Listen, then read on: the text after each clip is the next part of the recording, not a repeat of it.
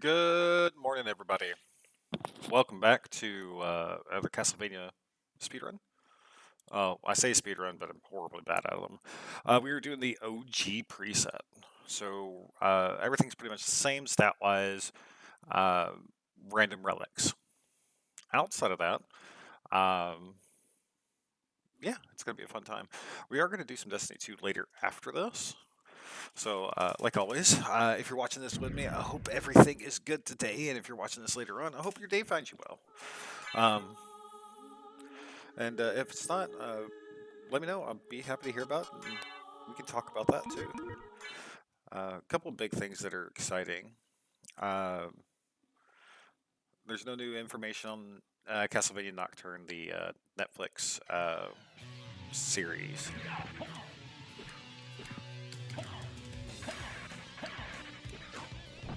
Which kind of saddens me. Oops. Got it.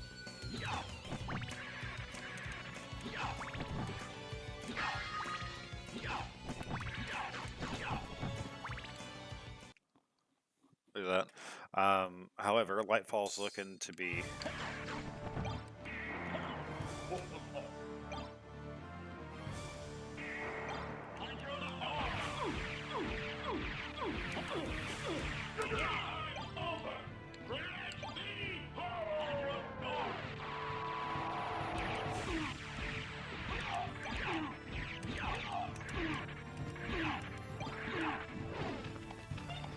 I was literally trapped.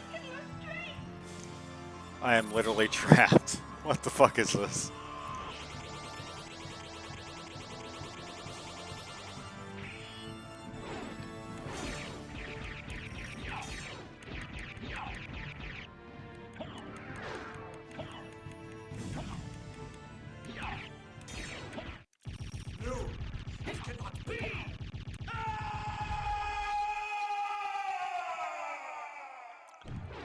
That was so bad. That was so fucking bad. Oh my god. Gotta do a redo on that. Can I? What's the soft reset shit? It's Control S or Alt S, something like that.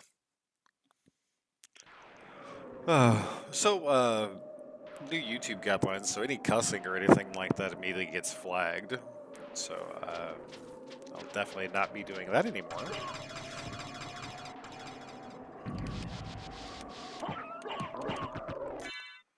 Knuckle Duster, Alucard Shield, Silver Mirror, Royal Gauntlet. Okay, kind of.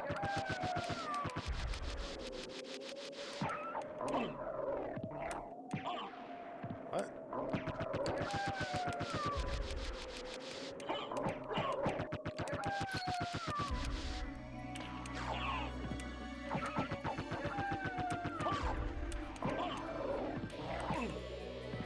Okay. What?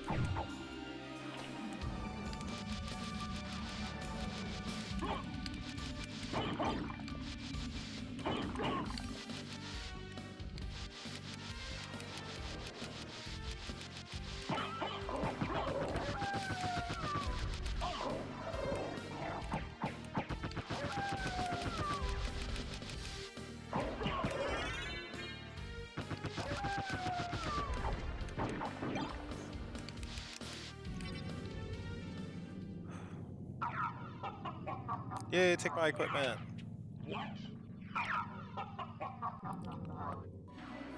Oh, I forgot to do a couple things. Oh crap. I am a big dum-dum, apparently. Um,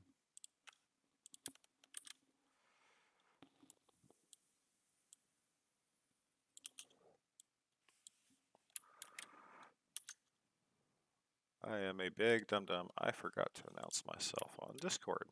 I do have a Discord. If you'd like to see what it is, I can always include it at any point in time during the stream or anything like that. I'll be more than happy to have new friends and people to come play. Uh, do, do, do.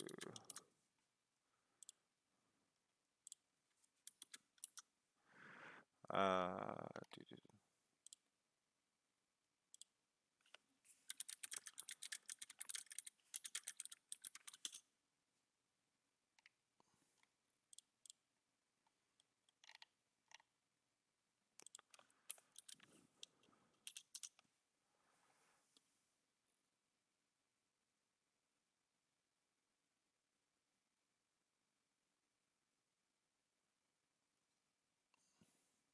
There we go. Sorry about that.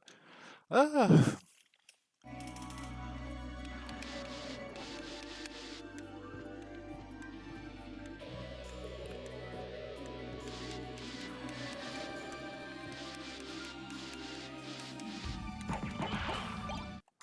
A Marcel?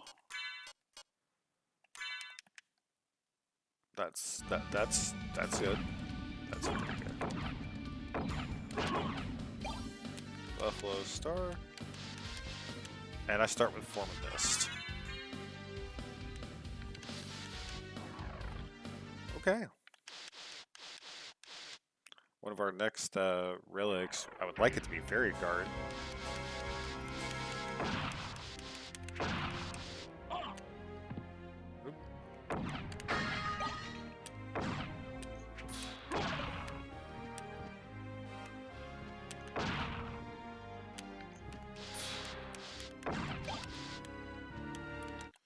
Malbong? Which one's Malbong? Oh, that is the Spirit Sword. Okay.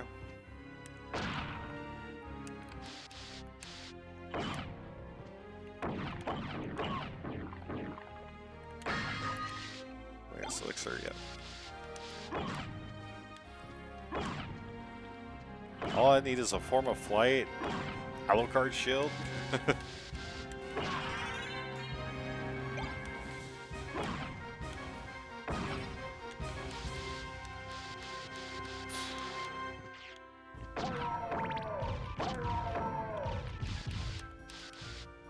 And of course money. I need money.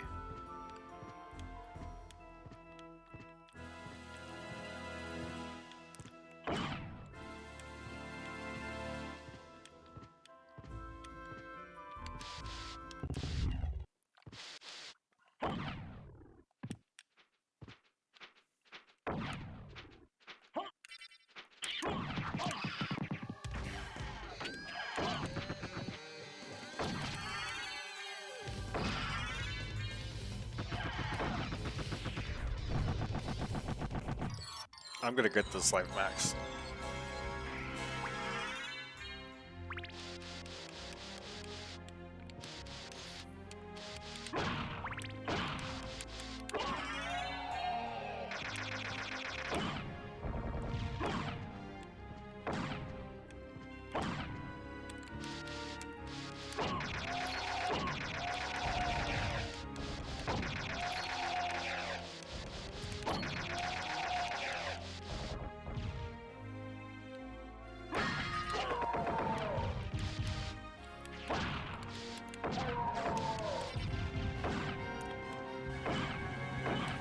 I think the only boss I really can't beat with this sword is Dracula and Cerberus, because they're both immune to fire.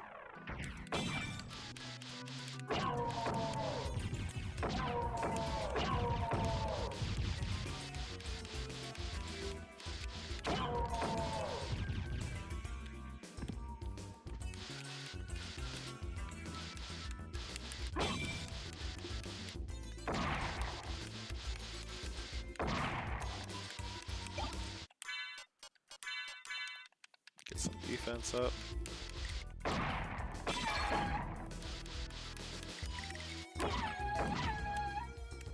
My money. I didn't even see what was down here. Oh, please be fairy card. It's demon. That's fine.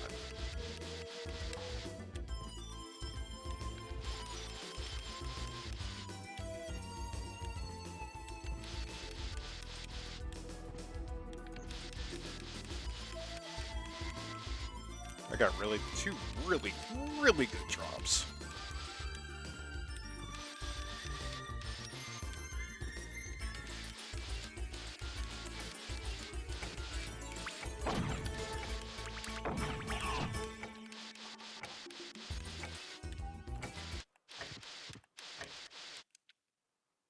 Yeah.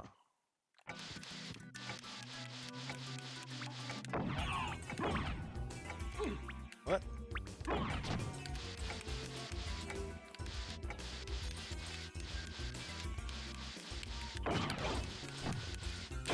No fucking way.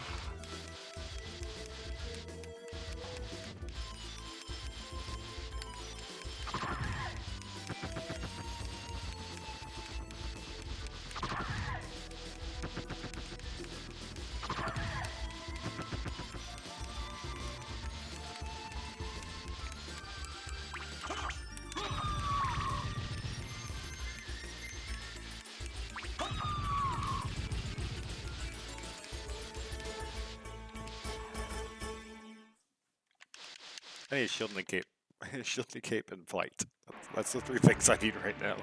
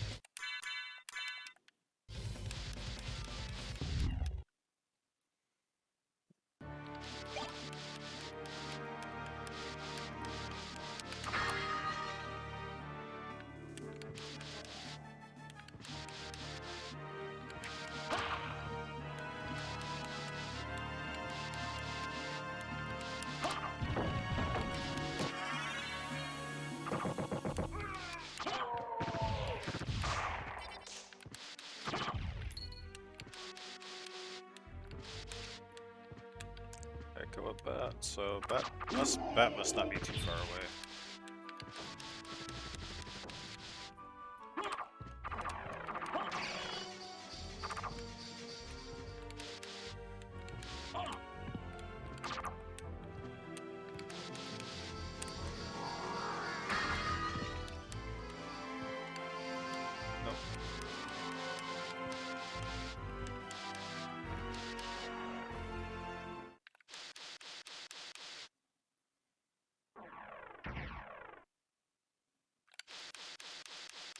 Squeeze, squeeze, squeeze, squeeze, squeeze. Uh.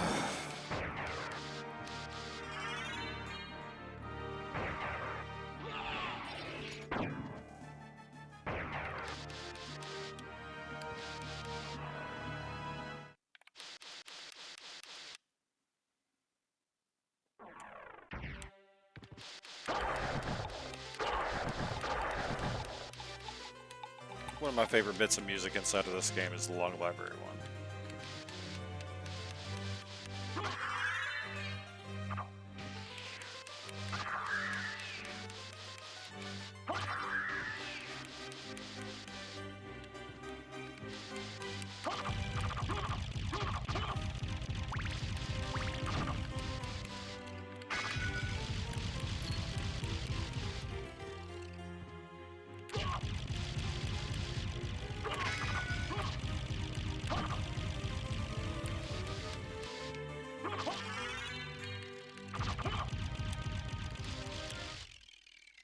I don't have enough money to get the relic.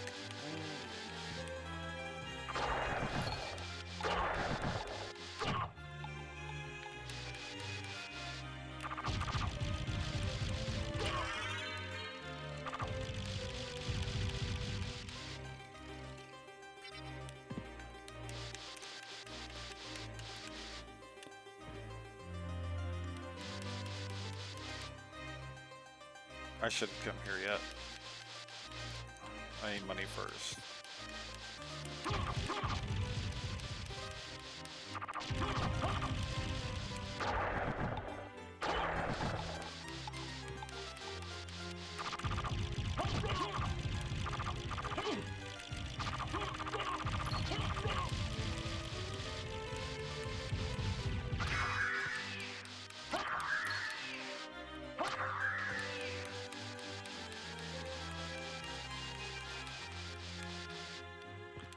No fairy shot much for me.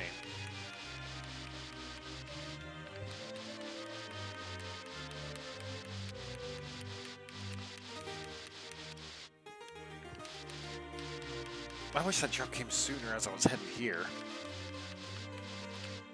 Maybe I can buy a sweet shield. I'm interested in this. I'm interested in this. Like you. Library cards are 400. My Bob's are 8. Elixirs are 24.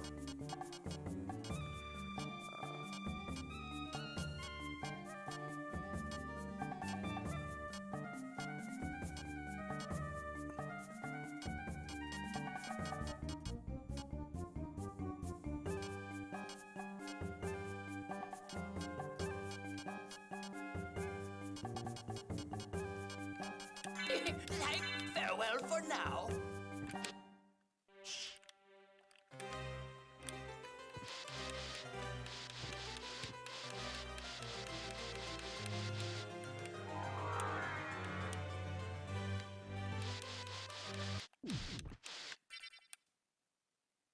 Oh yeah, this is my first save. I thought I saved earlier.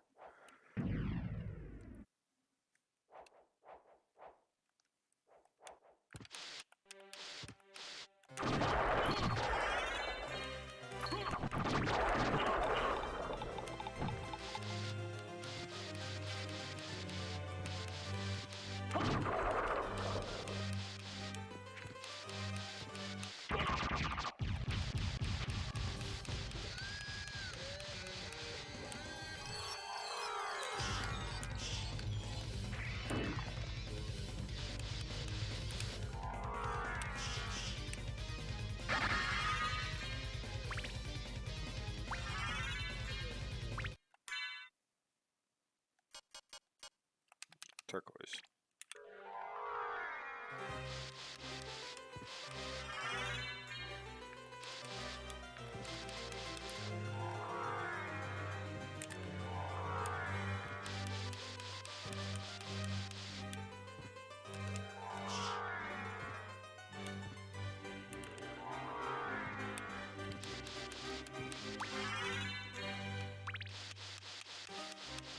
I was hoping for a shield.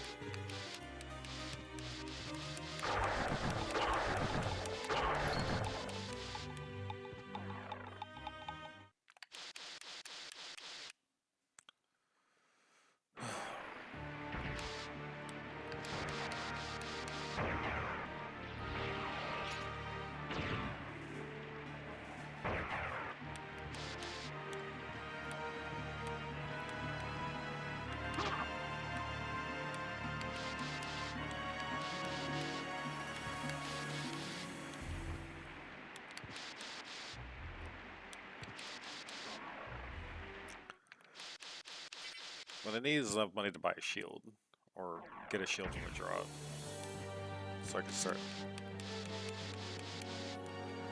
backdash canceling.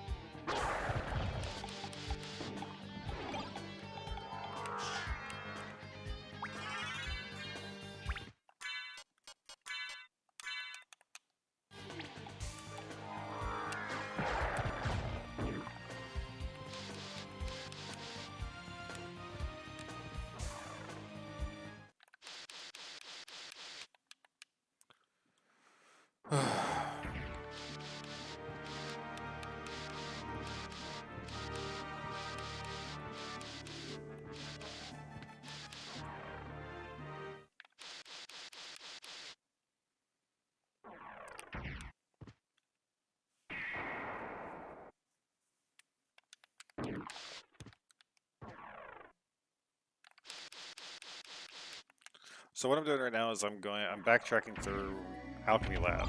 I'm not going to do the castle entrance yet. I'll do that when I go to the caverns. Because the caverns will actually have a...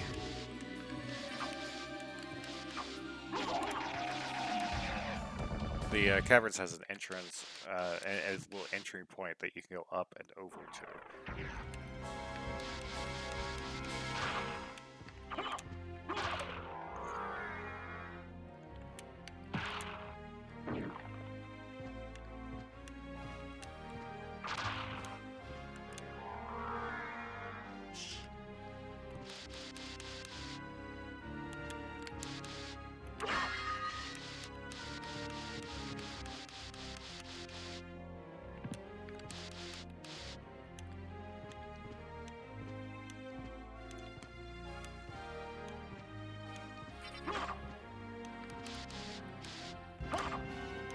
So what we'll end up doing is alchemy.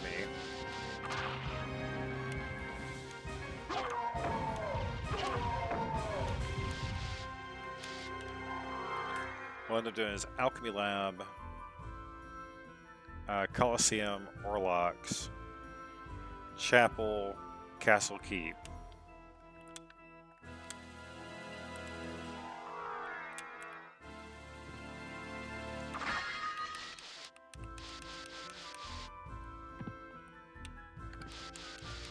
Wait, am I even in broadcasting right now?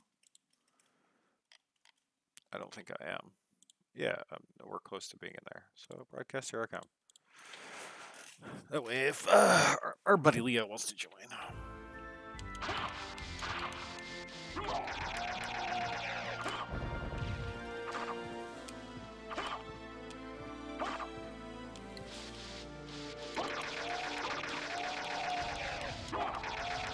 The Crucigram drop early in game is just fucking amazing.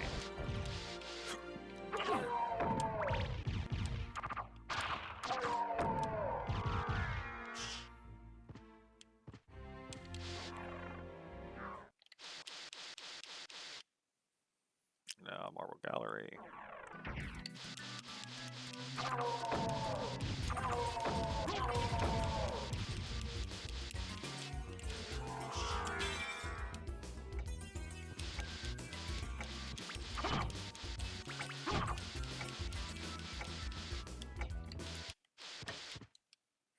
Okay, so I have enough time to check this.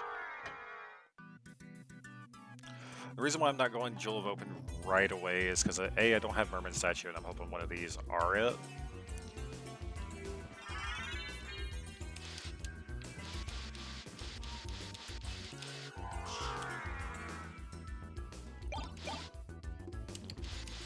Because I got some syllables now.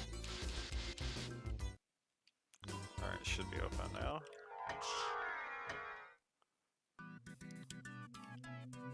Oh. And let's say a la carte. Ah. Oh well, doesn't increase my defense. but I can shield that. I can backdash, cancel that. Yay!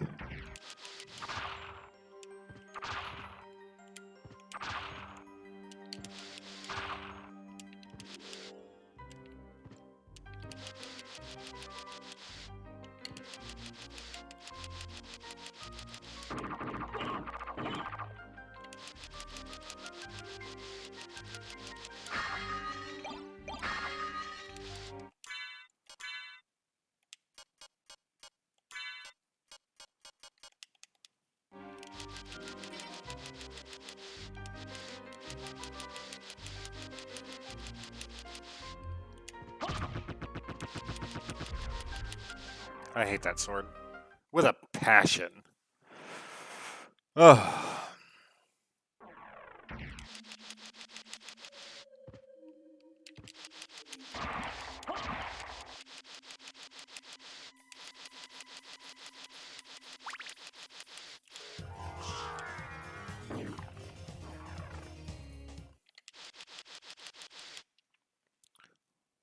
I should do the item checks in there. I should open that back gate. But I have a Chrysogrim and a Spirit Sword, so...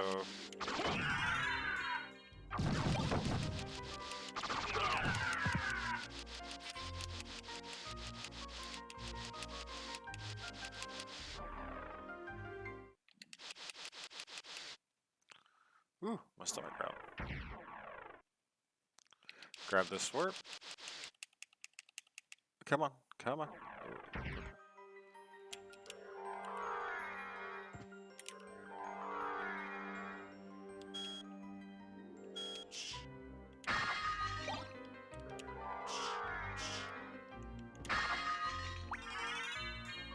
Okay, now I'm okay with health.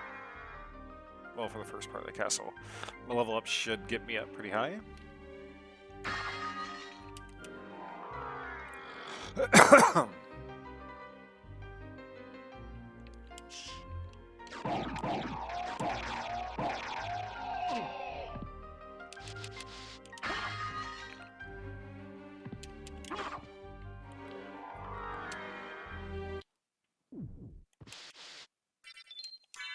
We're gonna save here too. I mean, I don't think I'll be. I think I'll be just fine with Orlocks, considering I have a Marsil.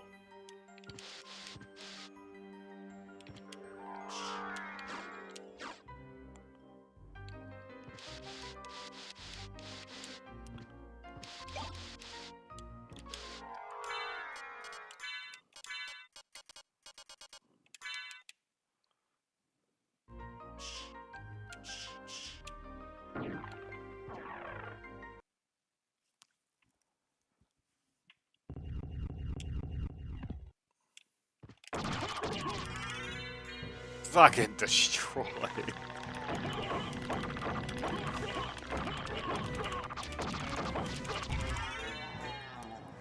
Get wrecked.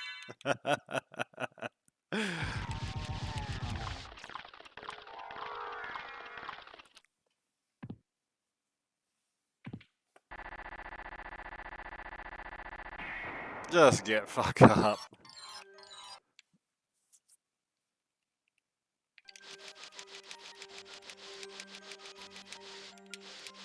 No, what am I doing?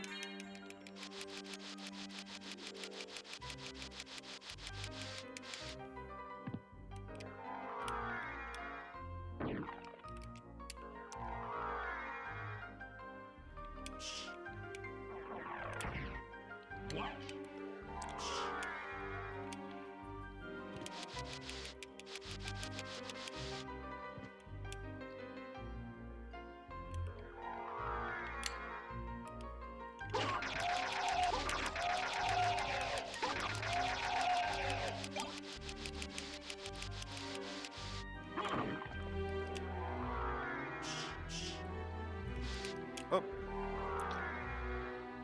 Did that thing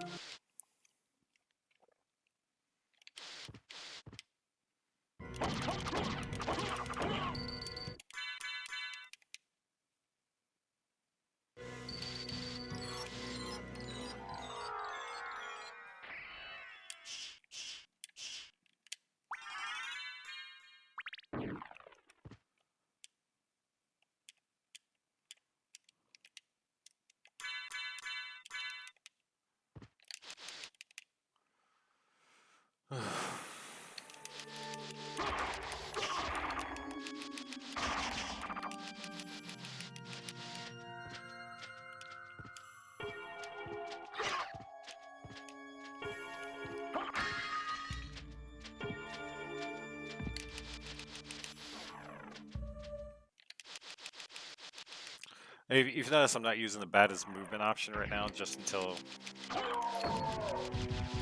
So is there.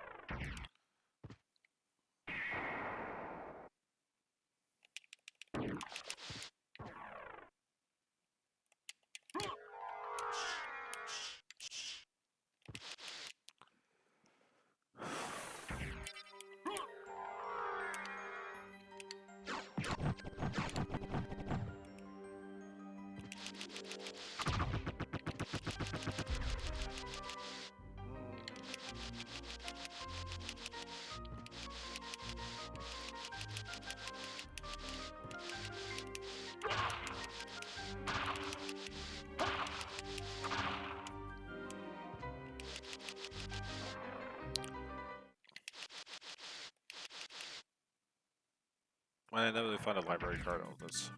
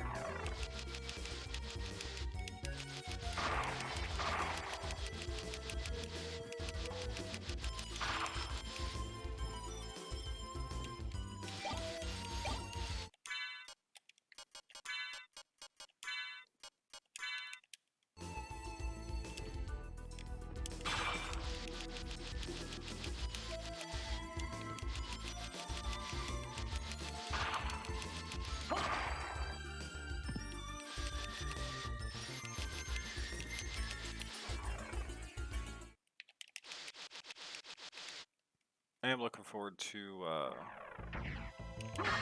Destiny today.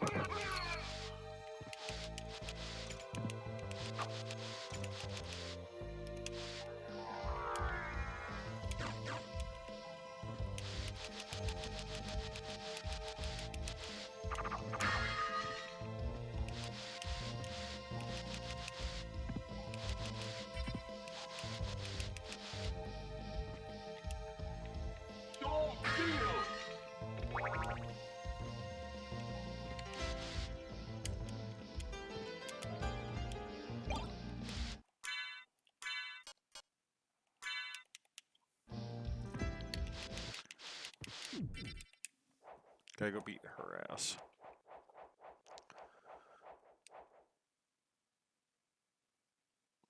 Trade my shit out for Marcel and fuck her up.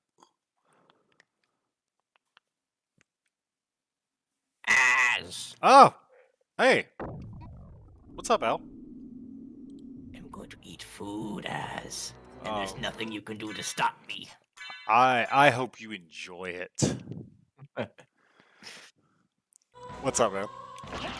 I'm gonna eat food and hang out with you, and then probably get a few streaming related things set up. And then I will launch into my plan of attack. Oh, what's your plan of attack? So D&D did a fucky wucky, right? But in moments of chaos and upheaval, there are sometimes opportunities. Oh, yeah. So I'm going to be looking for those opportunities. We'll see if history repeats itself, and if any kind of Pathfinder, a new age iteration of Pathfinder for 5e emerges. Great. At the very least, it is a new and niche market that people aren't covering. So I figure, hey, I'll strike a line. It's hot. I'm gonna go look at all these new systems that people are coming out with. If you get a maybe chance, get on- take a look at the one that LucasArts did for Star Wars. Okay. Oh, is that new? No, it's actually been on the market for a long while. All right. I'll get to it eventually, but for right now, I'm gonna try and cover like the new stuff. But let me go right back now. It's a very fun system. LucasArts made a Star Wars system. Look into it. They might have more than one system. They do. Have more than one system? Okay. What's this new one called? I don't know what it's called. I just know that I've played it, and I actually own version 2 book from when I was like 13, I think. Likes it. Oh, okay. Version 2 from when you were 13. So it is an older system then. Yeah. Okay. But like everybody's talking about, there's actually a group of people signing a petition to no longer support Wizards of the Coast. That's effectively where I'm at. I'm not signing anything, but no, I'm not okay with what they are doing. As someone that was on the brink of breaking into that industry, who was putting together a portfolio to break into that industry, this comes at a very bad time for me to find out that the industry doesn't exist anymore. Pretty much. I felt bad because I was like really excited. You know, your Brigand class looks really well developed. I enjoy it. I want to play it at one point. Yeah. Like my stuff is still at least gonna be available at my table, and depending on what Wizards of the Coast does, maybe I'm still gonna publish my stuff. I don't know. I'm gonna, like, right now I'm very much upset, but I'm gonna try not to let like hatred and spite rule my life. Of So, course. like, if they do go for a redemption arc, like, I'm not gonna not publish my stuff. Like, but right now, where it's just like, oh, okay, I could publish it before the 11th to protect it from being blanked, except nope. There's Nope. a clause that makes it so that maybe it retroactively applies. It's like, all right, well, that's not... Yeah, I saw that too, and I was like, oh, you gotta be fucking kidding me. Yeah. So it's just, on the one hand, that is good news because it means I don't have to go through crunch time hell. On the flip side, that's bad news because now I can't publish my stuff in good conscience. I could publish my stuff anyways and just, like, you know, let Wizards win, right? Because No. in the community so that it's out there. So, like, there is a moral argument that is good and that I shouldn't, like, deny them the property out of my own, like, moral... I don't fucking know. I don't have the words for it right now. But there's an argument to be made that I should just publish anyways. But at the same time, like, no, I don't want to. is currently where I'm at. Is that me acting emotionally? Maybe. But for right now, I don't care. I will say this. I've been reading everything that you put in, and I know you were trying to have a nice, calm, like, goofy-ass day yesterday, and you just couldn't handle it. It made me sad. Yeah. Not gonna lie, it made me really sad. I was like, go rest, Derek. Go have fun. Yeah. Stop thinking of legal litigation. My world was crumbling around me as I tried to go have fun, and I ended up on Twitter. You ended up on. I tried to put everything down as I just couldn't. That's insane. By the way, those of you who are watching, this is Derek the Diligent. Find him on YouTube. Go say hey. He's been doing a Pokemon Scarlet and Violet playthrough currently. Yeah, the red lizard's better. Yeah, I've been playing Violet, so. Well, you're wrong then. I've been playing Violet. You've been playing the wrong game, my friend. Really? You've been played red lizard Why Red Lizard? because he's cuter. I don't know. I kind of like the purple one. I do. I kind of like the purple one. It really is arbitrary. Though, I'm doing a bit. You're fine. It's fine. You choose whichever lizard you like. Yeah, I do. And the oh, I can't say that anymore on YouTube because of their whole community guidelines changing. Yeah, that's right. Okay, what's the plan here? Are we cussing or no? No, there is no cussing allowed in the stream.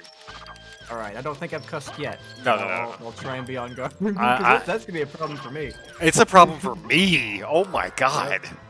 Like especially when I go into Crucible later today after Castlevania Randomizer. Oh, that game mode just angers me to no end. Like I have to stop and think before I speak now, and it's so messed up. See, I almost did it there. Yep. No, I can imagine. It's why this whole double whammy has been so bad for me. I'm just like, all right, we'll do YouTube, and then I can slowly be working up on my portfolio while I do YouTube, right? But then this whole new algorithm thing dropped. It's like, well, now I no longer have the confidence in YouTube, so I'm gonna pivot to do D&D. And then the D&D happened, and it's like, well, all right. I guess I don't get to. I have no plans now. I'm rudderless. Let's do our best. Yeah, but if you think about it, with the shit that's going on with YouTube and D&D, it's still better than Twitch.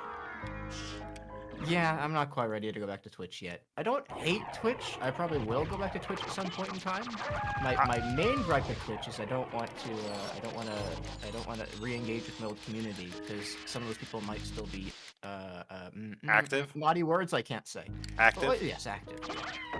See, there are other words that we can use.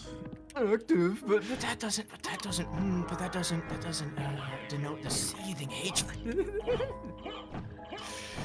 I get what you did, but I don't know. It's okay. I'm about to delete my old Twitch. Oh, what a move! I don't think I'm ready to do that. Well, the reason being is because that channel. If you ever take a look on Twitch, take a look at Old Ass Gaming at Twitch. A lot of those followers came from people who are like, oh, join this community, follow this community, they follow you back and stuff like that. Yeah, it got me up to, affiliate really quickly, but I didn't have the basis of a community to continue past that. So it kind of got really stagnant. So the only thing that I could actually end up doing is I just... Well, outside of what Bezos decided, Amazon decided to do with Twitch. You fell for the oldest trick in the book. Follow for follow is a scam. Yeah, I did. I did. So I want to go back into. Don't I have a? Oh, I don't have a mushroom. Shit. My Twitch foundation was solid. My problem is that the majority of them were my friend group, and the majority of that friend group is no longer my friend group, is the problem I'm running into. Yeah, you may have to do a reset button on Twitch if you go back. Maybe, but they may have unfollowed you too. It really depends. Like, if I do it while I'm still small, yeah, I should do a reset button. If I do it while after I've achieved some level of success elsewhere on the internet, then suddenly they become a very small subset of buttheads. I can't say buttheads, right? I don't think that's against the community guideline or the algorithm, please. Butthead. There you go. I got you demonetized. I mean, I can't monetize any of my videos yet ever since I restarted the YouTube channel. If you hadn't noticed, this is a different YouTube channel. Nope, because I haven't gone to the live stream yet. Oh, yeah. I reset the YouTube channel. It's got the same logo. Yeah, a lot of Yeah, it's me to notice these things. it still has the same logo. Still has because one of my dear friends, Apple, he made the channel logo, and I'm always gonna have it on there because that was like one of the first things that came about my original channel, Azrael the Unkindled. So I'm gonna always have that, always keep it. You do you. I'll just say, don't be afraid to rebrand later on. No, I will rebrand later on. If it means something to you, please do keep it. But personally, I do think it's a bit cluttered in terms of design. Yeah. I will be going to a simpler version of it, seeing as the channel went from a really Souls-like, started out as Souls-like to... You can still honor it, though. Like, because there's the circle around the outside, so you just need to make sure you keep that circle. You've got part of the Destiny symbol coming in. You can keep that shape. Like, that's just even though you're not really doing Destiny stuff, that's still a shape that you can keep coming down to the circle. Then you've got two things off to either side, and then the bonfire in the middle. So you just need to find two things off to the side, and then something that you can put in the middle. And then, bada ding, bada boom, you've kept in that old symbol, but made it new and simple and cool. So yeah, you could absolutely, like, do something with the general shape of this icon. It's actually a very simple shape. Yep. You let me know if you want me to do something with it. No Well, complicated bullshit. No, like, I want you to Photoshop Alucard's face in the background. Each symbol. Like, nothing like No. that. I am still looking forward to Wednesday night D&D, by the way. I hope it happens. I don't know right now, and it's definitely not my focus, because I don't want to engage with D&D right now. No. Like, because I've never got to play Drampier, so it's like, yay, new things. Yeah, I'd like to say it's gonna happen. But that's actually a post I've been dreading making. Because I put it off because of vacation. And then I put it off to launch the YouTube channel and get stuff together there. And it's just kept getting put off because it's just like, well, I have to get my life in order. I want to take steps towards eventually No, I'm being not. able to earn a livelihood. Don't get me wrong. I'm not cussing you. Yeah. No. I wasn't thinking you were cussing me either. I was just clarifying. It's like, well, I'd like to see it happen too, but also, like, there's a reason why. It's But also, now that everything's in the air, I can't guarantee it's gonna happen anytime soon. exactly. It's like bad boy. No, go sit in your corner. I want that D&D. But no, by the way, I have played the Star Wars TTP tabletop RPG. It's fun. I like it. If you've ever played Knights of the Old Republic, not the Knights of the Republic, it's very similar to that, except dice with dice. And it's super fun because not every race inside of the Star Wars universe can become like a Jedi. They can be force sensitive, but they can't wield a lightsaber. They're the bounty hunter class and the sharpshooter class are both really fun things to play with. And let's see what else. Yeah, the Jedi classes are always fun, and you don't have to remain as a Jedi or a Sith. You can go Great Order. You can obtain the Force abilities. Even you can even do Force healing and never wield a lightsaber because you don't have the proficiency for exotic weapons. Sorry, I'm talking too much. Sorry. Oh, it's all good. I was about to say, I do like that idea of, like, not having everyone play a Jedi. Giving people, like, a reason to play, like, a Han Solo-esque character. One of those more, I don't want to call it, like, support characters, but yeah, playing a more, support character. Non-magical non-space magic character. Exactly. So as cool as those space wizards are, like, if everyone's the main character, nobody's the main character. Yeah, my favorite thing that I got to play when I was playing with my dad and we were doing it hot and heavy was I played a Gungan. Phrasing. Okay, my father, not my daddy, my father. No, that's not what she was. Huh? Me and my father, when we played, my favorite class Mhm. was I actually made a Gungan force sensitive healer type. Mhm. And in the game, you can actually learn the ability as a healer for Siphon as a force sensitive. So So I, does it like take their health and give it to someone yes, else? yes. It's supposed to go to you, but one of the big things that happened was with the healer class, you can use your HP to heal others. So I would just siphon a boss's health away while healing everybody else. Yeah. And it was so much fun. It was so much fun. We did a total of 4 campaigns in the book that I have that me and my dad did. And it was a few friends of mine at the time that we were doing in real life as well. It was absolutely a lot of fun, and I honestly wish that I could have done more with that, but I just couldn't find the people to actually do it. Yeah.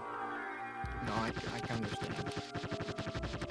Because I like playing support characters and healers. Like tanks and healers, that's my favorite class to play. Hmm. And I even the certainly full. used to. Like my first class was Paladin. That was the one I was called to. My problem is that I quickly discovered that it was a cursed class for me, and that whenever I played a Paladin, the campaign would end within the first 5 sessions. So I stopped playing Paladin. And I've since experimented a lot. The one that I'm most attracted to right now is the Wizard, mostly just because of like the sheer versatility and amount of things you can do with it. Oh yeah, I agree with that.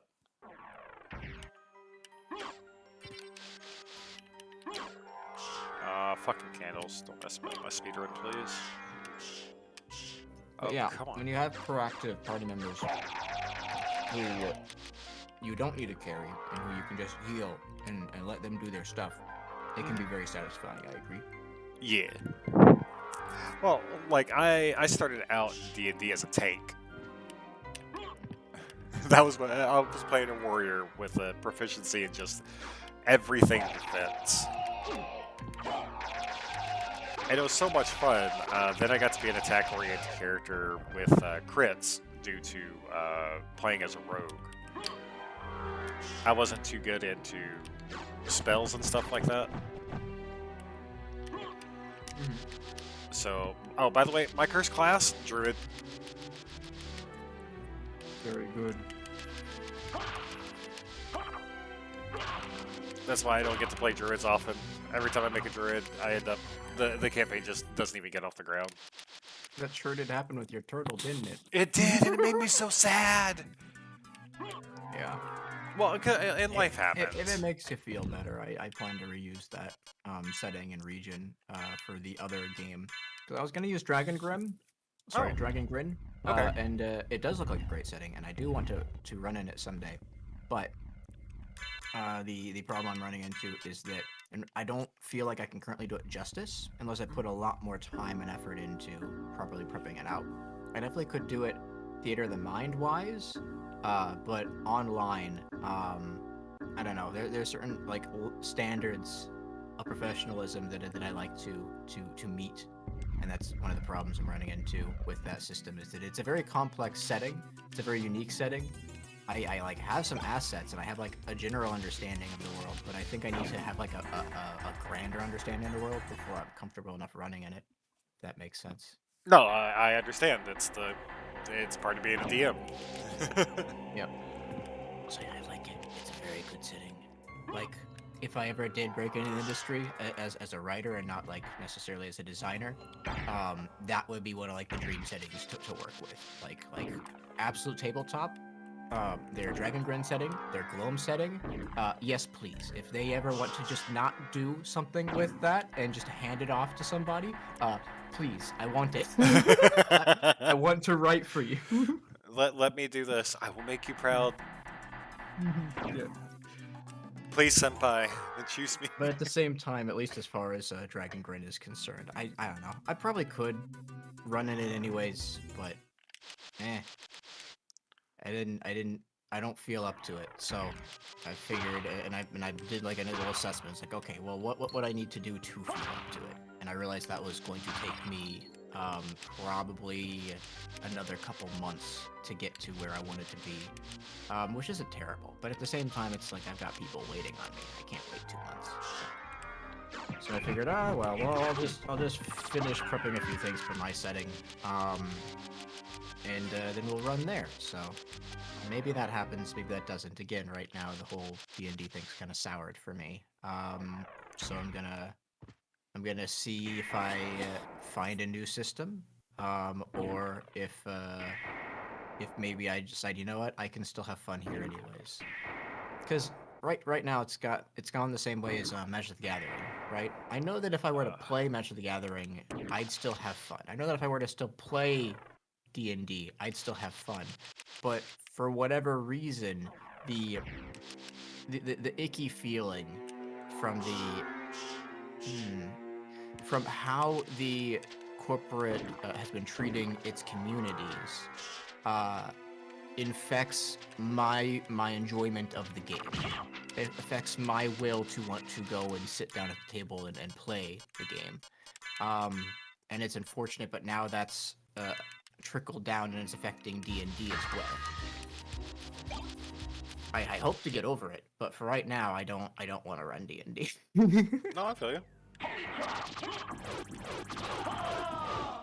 No, I absolutely feel you. Like, that's why I'm not. I've been invited to 2 more campaigns that are like for Sunday mornings, and I was like, okay, that's fine. Then the OGL 3.1, 1.1, whatever the fuck you want to call it at this point. Make Wizards bad OGL again. 1.1. Hashtag make Wizards bad again. Oh, I haven't seen that hashtag. The one I've been lurking is open D&D. No, I'm just saying.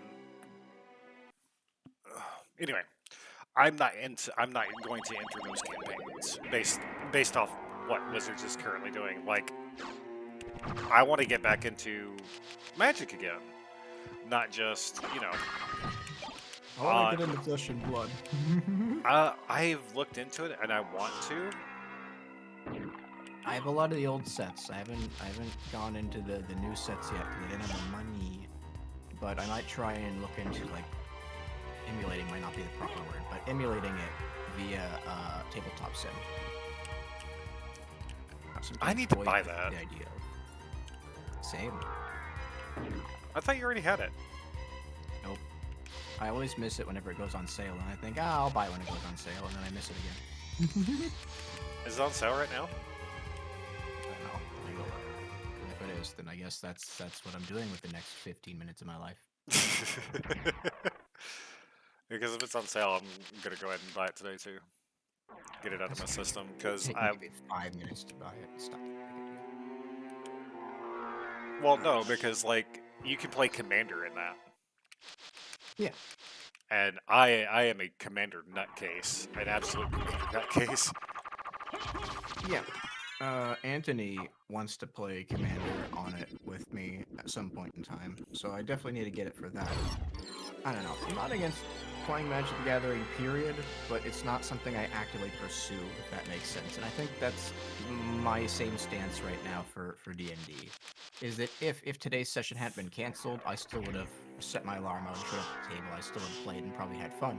I'm not going to engage with it until I want to on my end as like a DM. Hopefully that makes sense. No, you're absolutely right. I mean,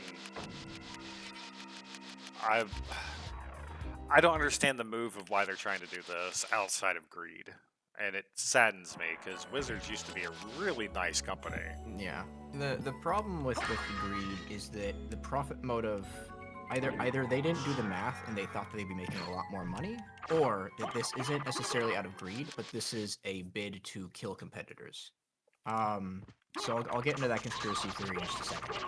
But someone did the math, and if you added up the money from like the big earners, the big third-party earners of last year, and their Kickstarters, and how much of that money under the new contract would have gone to Wizards of the Coast, it is like a 0.25 or something like that percent increase in their profit, which means that either they didn't do the math, or they are so foolish because they are throwing away their golden goose for a 0.25% increase in profit. So that leads us to believe that that's not worth it. They can't be that stupid.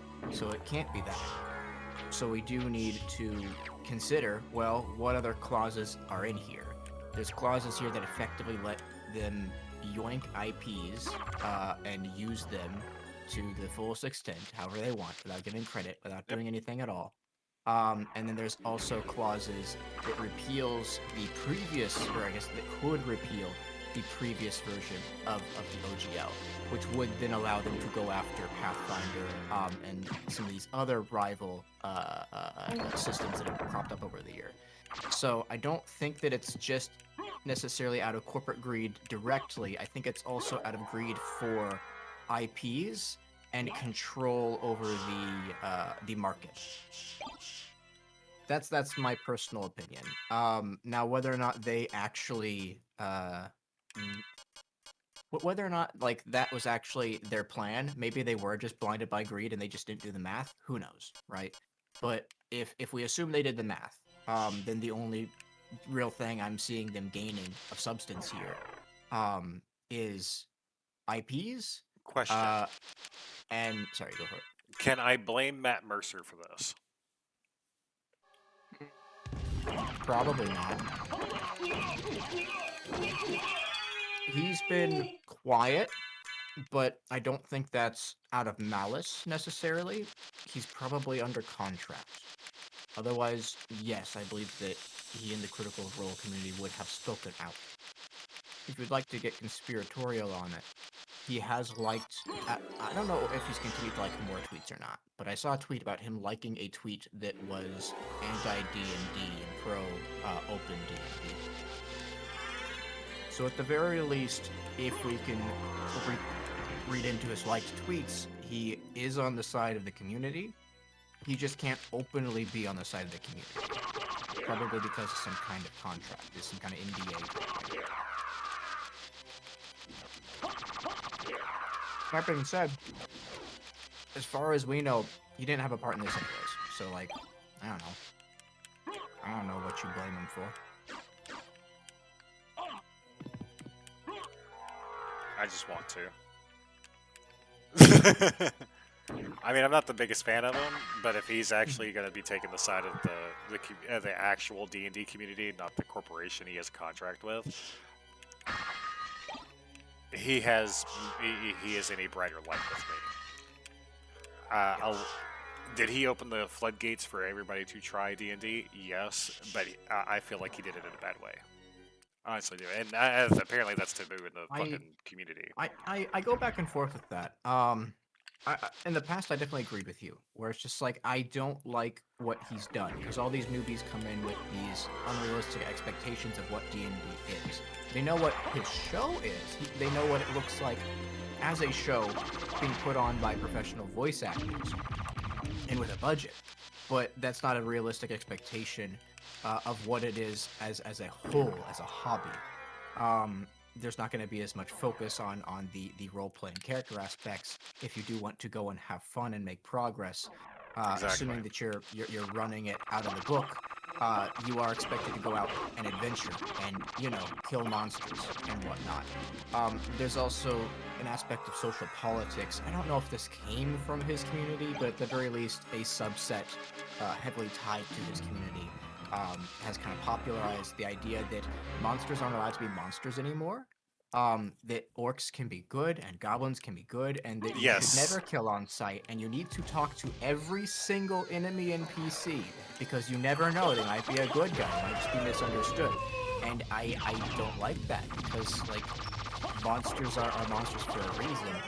Because we're trying to be nice on YouTube, I'm not going to say words, but these goblins and orcs and whatnot, they were considered evil and kill on sight for a reason. Their acts are heinous. Their instincts are heinous. It's not a in some cases, it's not a matter of nature versus nurture. And like, oh, well, nature might say they're bad, but nurture could make up for that. Or nurture might say they're bad, but in truth, the nature-wise, they're good. At least in the case of orcs and goblins, they had both. They have a toxic culture that encourages their bad things we can't say on YouTube. And then they also have a god that is influencing them, um, and that influencing their nature, right? So there isn't really any redemption, at least as far as like traditional lore goes, when it comes to the Forgotten Realms and other settings that use that kind of lore.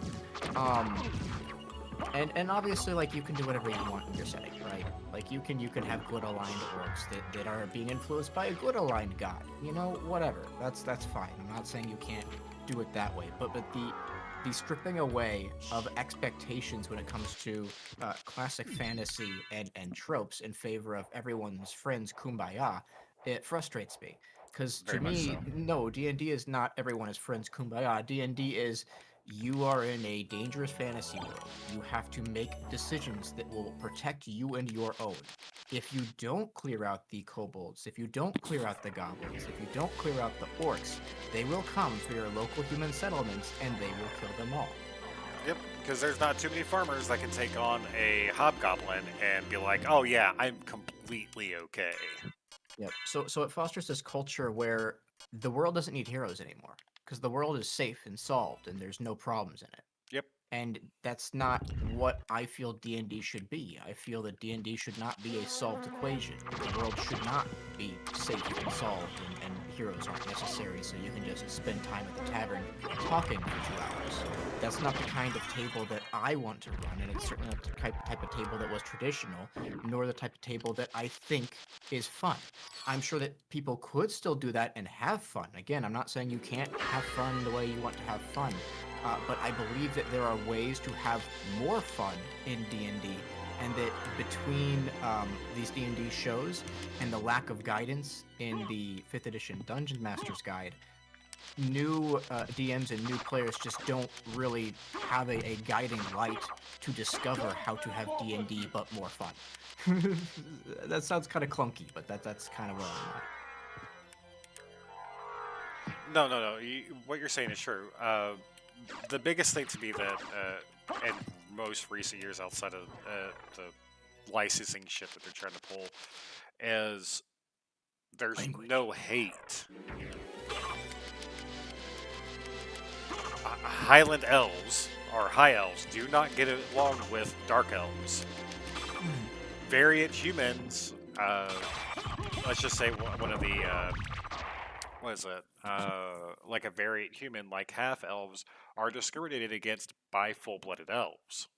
Yeah. This Um, goes back into the whole monsters aren't allowed to be monsters. exactly. They've also got rid of the division between the races, where they're just like, you know what, maybe the elves and the dwarves aren't evil, but they hate each other for cultural reasons, or because there was a war in the past, or something like that. Exactly. So if you are playing a dwarf, if you find an elf doing something unscrupulous, for all intents and purposes, that elf is your enemy and something that you need to go and kill.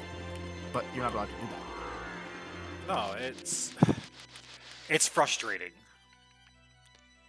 Like, I remember playing in a campaign where I played as a dwarf.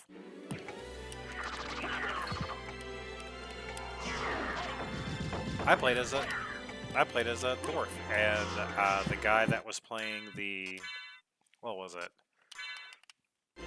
I forget what he was playing, but he called me he called me something, and I had to look up what he was calling me, and I didn't realize it was a very derogatory term. I was like, okay, is this how we're gonna do it? All right, gotcha. But it added a story element to it that I absolutely loved. That in Real the racism in D&D is very good, in my opinion. In real life, I'm not going to say that it's good. No, nobody's making that argument. But within the realm of fantasy, where the races are more a difference in species, and are more like, what'll be a good way of putting this? Much more distinct and real than in our world. yeah, Like in our world, we're all humans, right? It doesn't matter what our skin tone is. right. Like, We're just a bunch of idiots. We're people, right? We're just a bunch of But- fucking idiots. That's what it boils down to now. Exactly. But in D&D, that's not the case. Like that creature is a distinctly different being from you, and maybe you can get beyond that and recognize their personhood. Where it's like, okay, at the end of the day, that orc is still a person with a life and emotions and a family. At the end of the day, that elf is still a person with a life and emotions and family. But at the same time, like, that is still an elf. That is still not a human. That is still an orc. That is still not a human. And it's okay to play with that.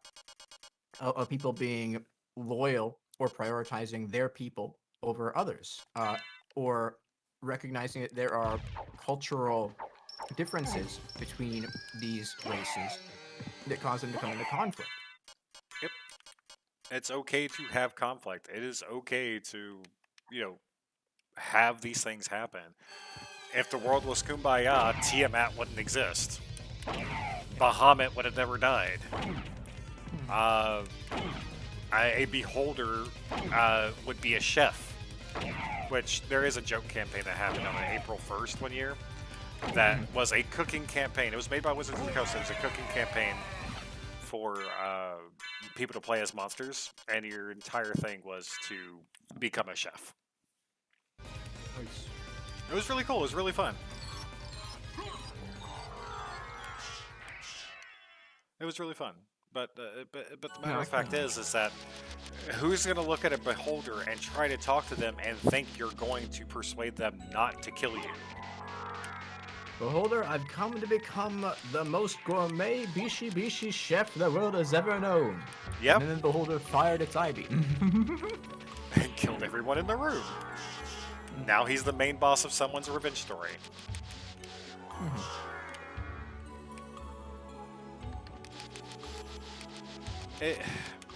The more and more I think about D&D, the more and more I from when I started playing, that made it real fun.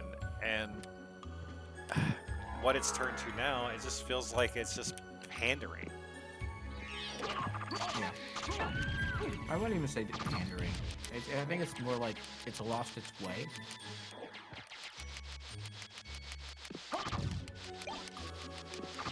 I'll give you that. Sounds weird because I'm definitely not.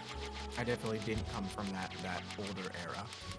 I've relearned to respect that older era, having come from this newer era and decided that, you know what, this isn't as fun as they used to do it in the past, if that makes sense. Yeah. So for the record, for me, it's absolutely not nostalgia, and for you, it might be nostalgia, but also like it's true. You're valid. Like, Huh? It's true. What? what you're getting at as far as D&D and its changes and how they haven't been for the best. No, I can tell you that one of the first campaigns I ever did, I played as a human, and I was trying to learn everything, and I made it as a new adventurer. Like, I came from a fucking farm because I was tired of the farmer's life. Yeah. And I was playing a young man inside of that game. And it was a great experience because I had no idea what elves were and dwarves and fucking dragonborn were and shit like that. So I'm over here thinking, okay, these are like really, really cool. And people in character are like, where have you been? Have you been living under a rock? I was like, no, I've been out here farming. Yeah, if you're a commoner, and it's a very isolated community that hasn't really dealt with a lot of strife or outsiders, then outside of like maybe seeing an elf at the marketplace, Yeah. every now and then, like things aren't necessarily culturally diverse like they are here in our world in the U.S., right? In elements of fantasy and certainly in the past, communities were made up of people that shared the exact same like skin tone and culture and whatnot, and identified as the exact same under the exact same creed, and in some cases a ruler or whoever they backed, right? So there wasn't. This is gonna sound rude, but there wasn't really as much diversity. And that's something that we're trying to take from our modern age, the idea of diversity, and put it into D&D. which on the one hand like is good. It is nice to be able to like not just have a human-only campaign, because players don't like to just play nothing but human. A lot of them like to play those fancy races. So you do need to like, you know, not like be like, but everyone in this region's a human. Every now and then for the right campaign, that's fine. But Okay, so I I got don't the know. tooth, ring, rib, heart. I Am I go back missing and the forth. eye? I think there are What's the aspects eye? of diversity in D&D that not in terms of player base. I'm not talking about black people aren't allowed to play. Nope, nope. Don't take me out of context. Oh no, no, But no. That's not what this is. there are aspects of diversity when it comes to cultures and the playable races within them, and as they populate the setting. That I think are both good and bad. It really depends on the type of story you're trying to tell. It really depends on what sort of conflicts you're trying to get your players to interact with.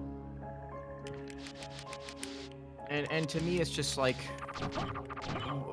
why would you want to take that tool out of the DM's belt, right? Like the DM already has so few tools What's and up, Varda? power over the system.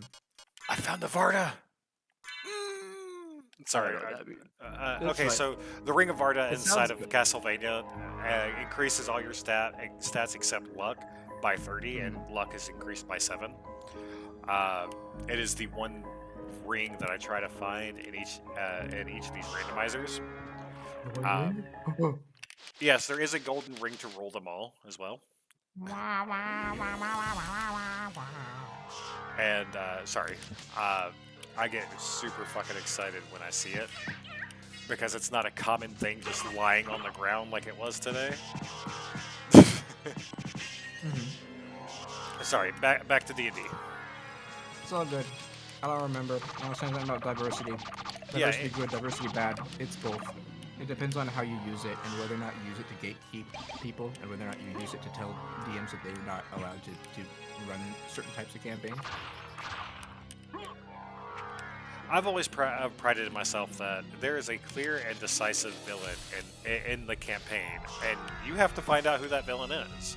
Whether it be like one of my little one-shots, like you played in one of my little one-shots, weird campaign settings involving items, boss that split into two that when you hurt one, it actually killed the other.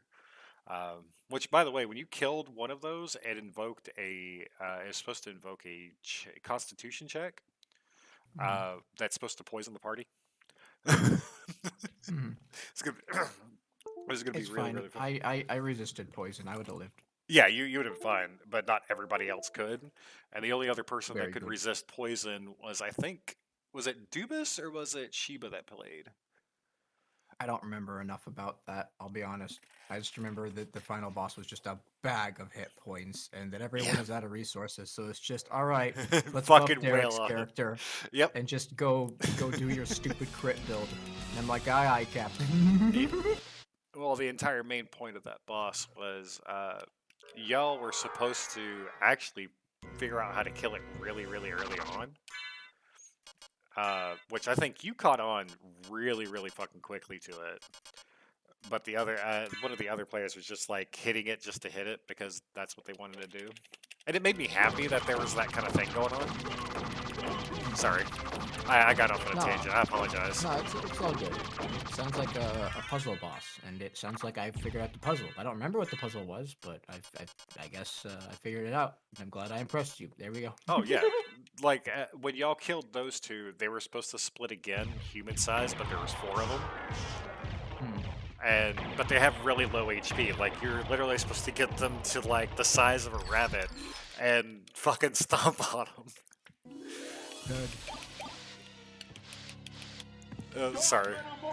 No, it's all good. To go back to a point you touched on, in terms of like my campaign has a villain and you need to find it. I'm not of that opinion. I'm okay with you not necessarily having a villain and just letting the players find it or make their own villain. Because oftentimes that will happen naturally, assuming you've done like a good enough job of writing your world and having there be like strife and problems and conflict within it. Because eventually they will take a side, and then that person that they are opposed to is a villain in their eyes. Now, is this the big bad evil guy at the end of the campaign? or just like a regular villain. Who knows, right? But I don't think you necessarily have to go into a campaign with a villain. Just go into a campaign with an interesting region for the players to interact with. That being said, I do like writing villains. I do like coming up with, okay, these are these villains' underlings. These are how the players might come into contact with these villains' underlings. This is how they could come into contact with this villain and their plots and schemes. And of course, they have maybe some orcs they're using for labor or to like distract from their true goal, or maybe they are part of this underground Those campaigns cult. are really fun to play. By the way, Derek. Yeah, They're really fun to play. Yeah. I mean, like So- the players basically that's- making the villain themselves. It's a fun thing to do. I enjoy it. Do I like writing villains? That's where it comes to me at. Like that's why I like having a decisive villain inside of my campaigns. even even characters themselves becoming villains is really good inside of a campaign. I've been a part of one where one of the player characters actually turned out to be the big EG, the BBEG. You know? Yeah. And I don't that think was it's a good idea to go into a campaign trying to do that from the very start. No. I think that can create some hard feelings, but I think that players should be allowed to disagree. Players should be allowed to end up on different sides of a decisive battle. Just so long as, like, players... I guess it depends on setting campaign expectations, right? There's this modern expectation that my character's not allowed to die. That I will be playing this character from session 1 all the way to session, I don't know, 50. No, dear God, where did that start at? I don't know. It's part of this whole modern D&D thing. I don't know where it comes from. Matt Mercer. I don't know if I can blame Matt Mercer. I'm blaming Matt Mercer. That Um, sounds like a Mercer shit. Sorry. I know that people have talked about him in conjunction with this ideology with me, so at the very least, I don't know if we can blame Matt Mercer's critical role, because I believe characters do die in that campaign. But at the very least, the community he harbors certainly has some ideas about death and about whether or not characters are allowed to die, and whether or not we should be attached to a character Power enough to wield and me? expect that like we're going to use it for the entire campaign, or be a bit more loosey-goosey and decide, you know what, this character's not okay with what the party's doing right now, they go on their own adventure, and I'm going to bring in a new character that's a bit more okay with it. A lot of the modern zeitgeist is built around not having that kind of flexibility and assuming that everyone needs to get along and everyone can be playing the exact same character the entire campaign. Hell, I've re-rolled characters 3 or 4 times in a long campaign. Fuck. Yeah. Oh, Same. damn it. I said it. No, it's all good. You've said it at least 2 times. You've also said the SH word, like, I don't know, at least 4 times by now. Oh, really? I'm trying to do better. It's not happening. It's all good. The first time you said the SH word, I caught you, and then there's like this long, awkward silence, and we're like, I don't know if he's paying attention or if he's thinking, uh-oh. I was actually trying to figure out if I actually said it or not. Like I heard the words, I was like, did I actually say that? Yeah. I'm of the opinion that I'm not gonna try and police my live streams personally. That being said, if I were to edit it down, I could bleep things and police that kind of stuff. Obviously, as a guest here chatting with you, I'm gonna do my best to police myself. But like, I'm of the opinion that you shouldn't sweat it. Like, if you goof up on your own live stream, hey man, it's your own live stream. Don't worry about it. Yeah, no. It's just I'm trying to be more conscious because I'm not trying to cuss around my daughters either. Because I cuss around them a Oh, lot. good It's luck like, with that. and yeah, I'm trying not to do that anymore too. So it's not just a YouTube thing. It's it's for me too. I'd like to say it's admirable, and I think it technically is, but you can't put the genie back in the bottle, man. They've heard it. They've been raised around it. Some of their most formative years, they've grown up listening to it. It's not as though they're suddenly going to forget these words exist. And to me, if you use those words in front of people, including children, what you do is you destigmatize them. You also teach them how to use them appropriately and responsibly, because presumably you only use them to And grant time. emphasis So to a that was word a or a phrase. 125, by the way, for that speedrun for an OG preset. I'm getting better. I've actually just You shaved have off been 15 doomed ever minutes since you of lost my your last Oh, one. once congrats. love. Yay! This is a new personal best then? Yeah, new PB. Nice. All right. Now the bad part is that because YouTube wants to copyright strike me for the ending song to Symphony of the Night, I actually have to mute it. So all you see is text up there, and there's no background noise. Do you also mute us at that same time? Or can No, you do no, that no. It's separately? just the music Okay. itself. Me and you can still talk into it. Okay. But so my stream's been going live for an hour and a half, and I've beaten it by 15 minutes because my last PB was a minute 28. Do better. Yeah. Do better. I'm trying. Beat it. Beat your personal best by an hour. Dude, I am trying so much. Like I've been doing practices off camera and off stream for the world record speed run, trying to get used to, wing smashing and a couple of the glitches that you need to do for the world record. And it's tough. Like the practice is absolutely tough. Like I can't get the reverse shift lines down on two of the things, and there's three of them that I got to perform. I got some of the transformation glitches done. I got the toadstool glitch done. That's why I was like, shit, I don't have a mushroom. I actually use that, and I actually use it if I have it. I am horrible at death skip, and I am horrible at the prologue. So I've been basically doing the first part of the game over and over and over and over and over and resetting and resetting. So knocking 15 minutes off an OG preset run for me is a major accomplishment, and I've knocked off 45 minutes off of my casual speed runs because they were almost 2 hours. Now they're an hour 8, hour 10. Sorry, tangent again. I apologize.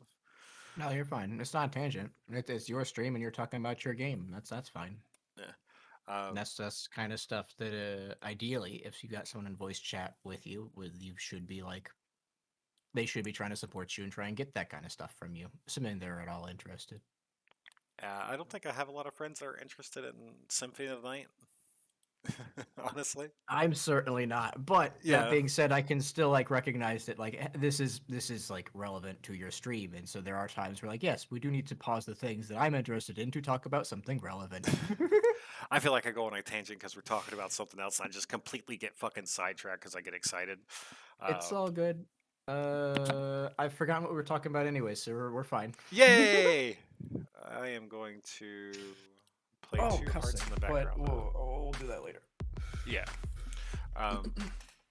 But yeah, so the things I need to work on with the OG preset is the same things I got to work on with casual and safe logic randomizer, and that's item location and what I actually need versus like I did too many item checks.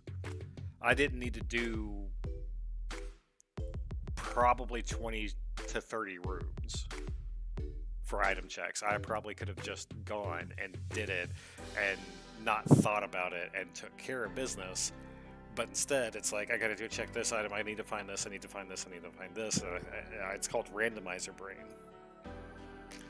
And it gets really hard to get out of that mindset, especially with a lot of the runs where I didn't have a way to kill Dracula and I pulled a victory out of my ass.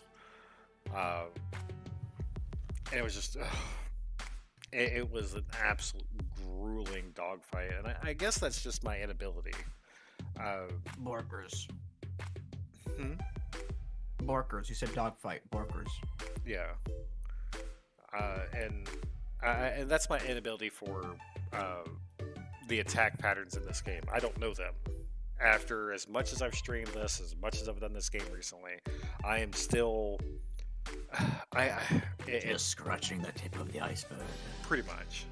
And Castlevania has a huge iceberg. Yeah. On a side note, No. I will be right back. This is the first round for my break to where I can get some more water, another cup of coffee, use the bathroom. So y'all enjoy the music, and Al, I'll be right back. Thank you very much for joining me. No. No? No. No. No.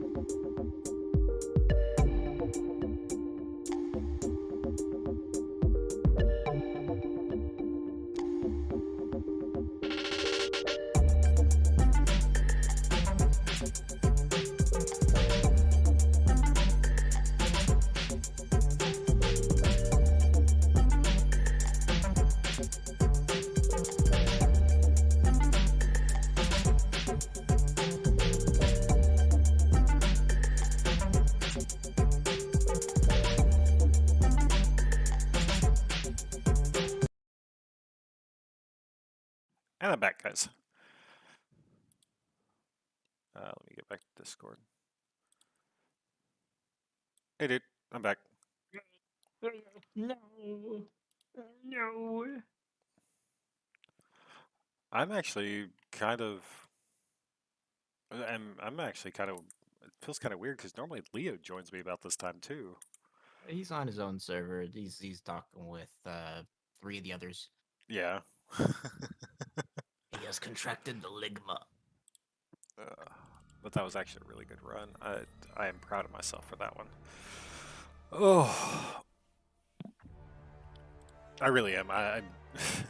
Well, you shouldn't be. You are smelly. Got him. I think after stream, I'm gonna end up completing my computer. It's just getting a bit dusty. Very good. Oh, I'm busy dropping stuff. I just realized something. No.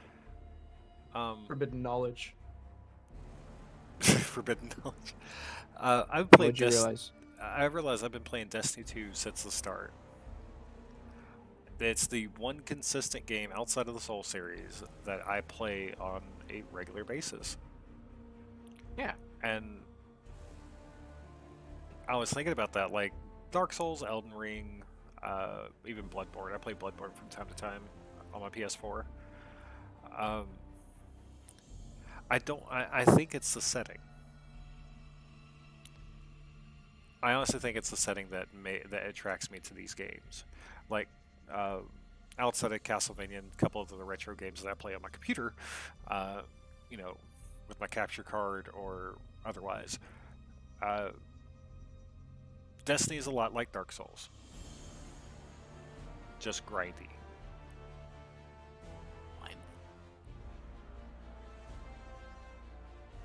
And I don't know if I want to play Destiny 2 anymore.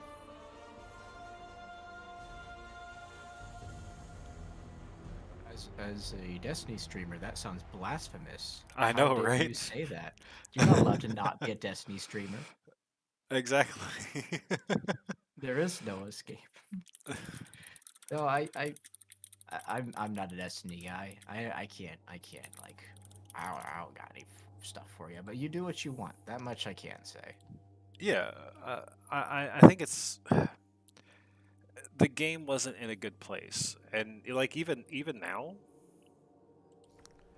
really the game's not in a good place either. They've done a bunch of stuff to make it better, but they've also done a bunch of stuff that honestly makes me sad.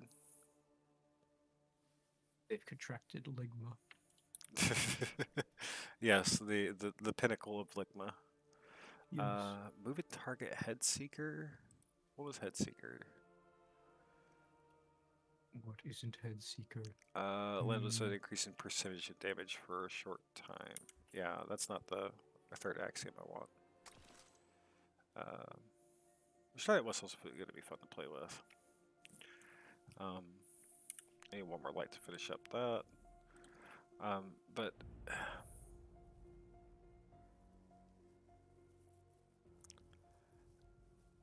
yeah, I think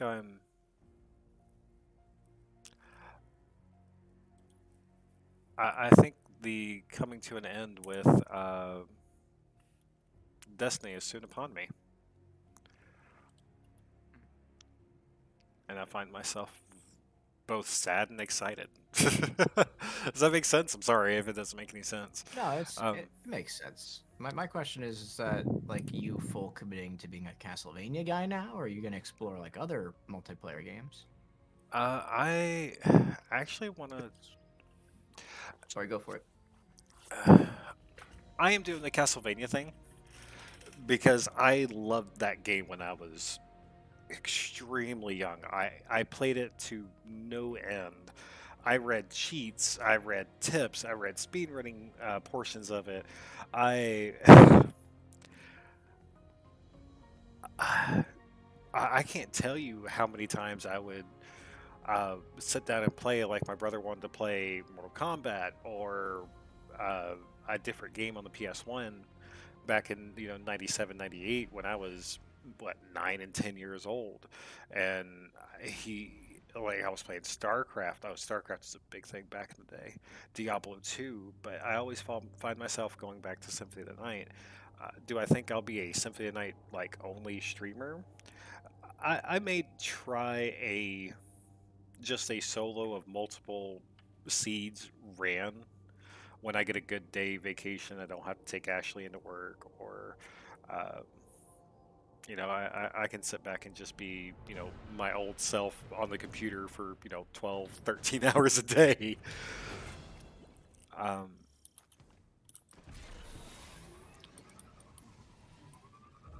but in the same sense, I don't see myself playing Destiny 2 like I have been. Um, there's just Well, been it too. seemed as though you played it at a very high and very like not competitive level in terms of like esports, but competitive level in terms of like you were always there at the forefront of whatever the new content was, doing the raids, getting the homies together, that kind of thing. Is that high level play kind of getting to you? Is it just not fun anymore? Maybe are like some of the homies go away. There's a lot of different adjustments in life that could happen to have people fall off from a game like that. And you're absolutely right. I think it's because I have been at a pinnacle point with Destiny basically through a lot of my adult life.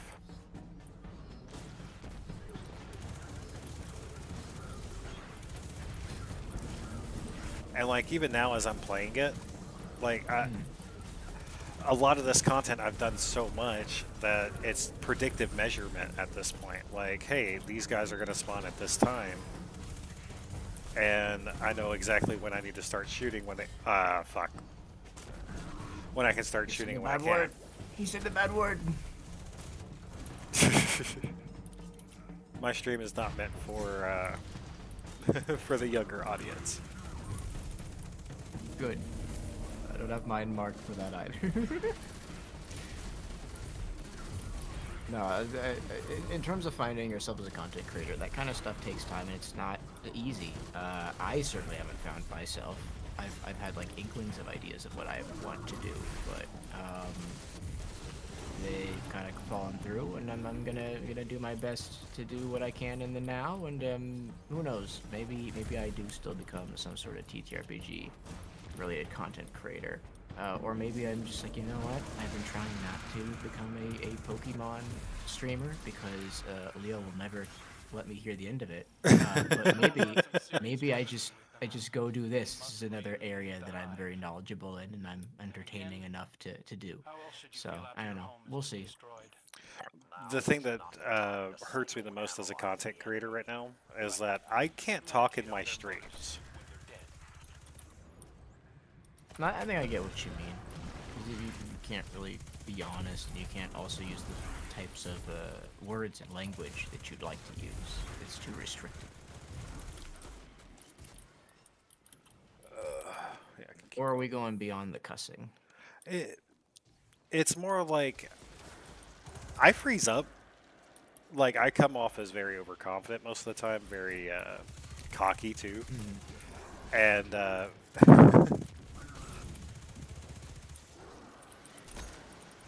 and I feel like I am not the person you want to talk to about the best type of builds in Destiny, because I am under a very, very easy partition of myself that how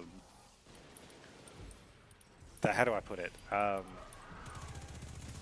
I am not the best Destiny 2 player. I can do high level content. I mean, I can't tell you how many things I've actually soloed by myself, both in and out of the normal concept of what a Destiny streamer would and could do.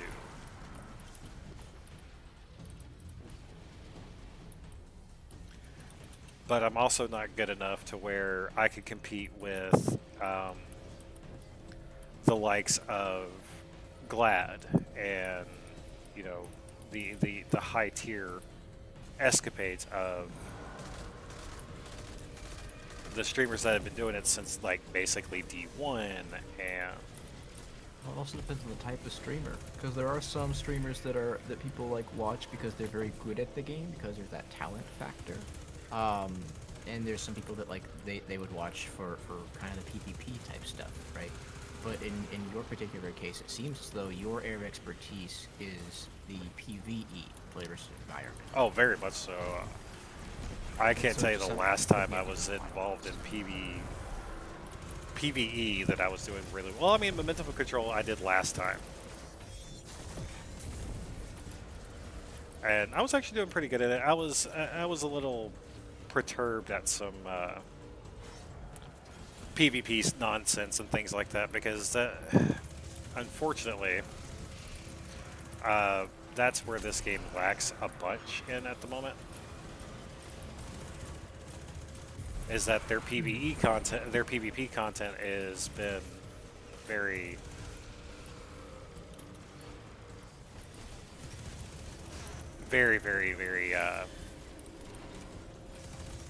subpar.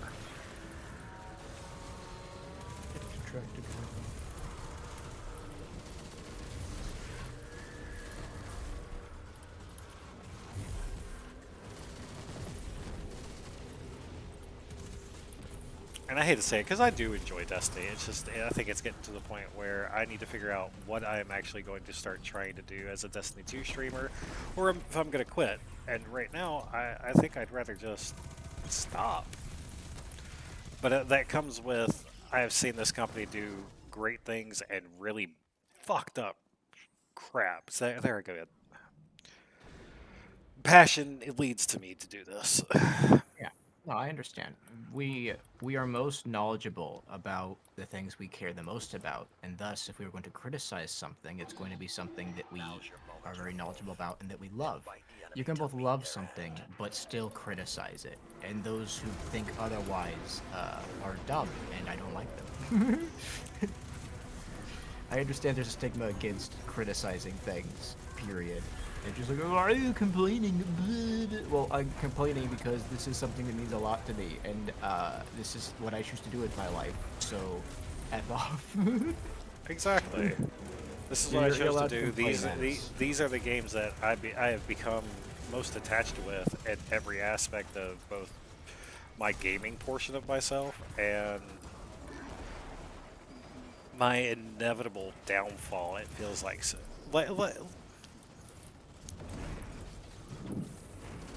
How do I put this? Like the thing that's going on with D&D right now. Bungie has done a lot of crap recently that I don't think should have ever been a thing. Like in year 1 Destiny 1, you could have gotten everything from the Eververse shop from the Eververse Ingrams. And now you actually have to spend silver, which is the end-game real money currency, to get most of it, or wait the week that it becomes available by the Bright Dust section, which is the thing that you can earn in-game.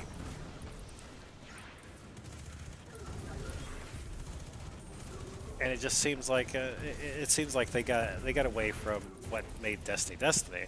Like they're receiving death threats now, and that makes me highly uncomfortable with how this community has reacted as a whole.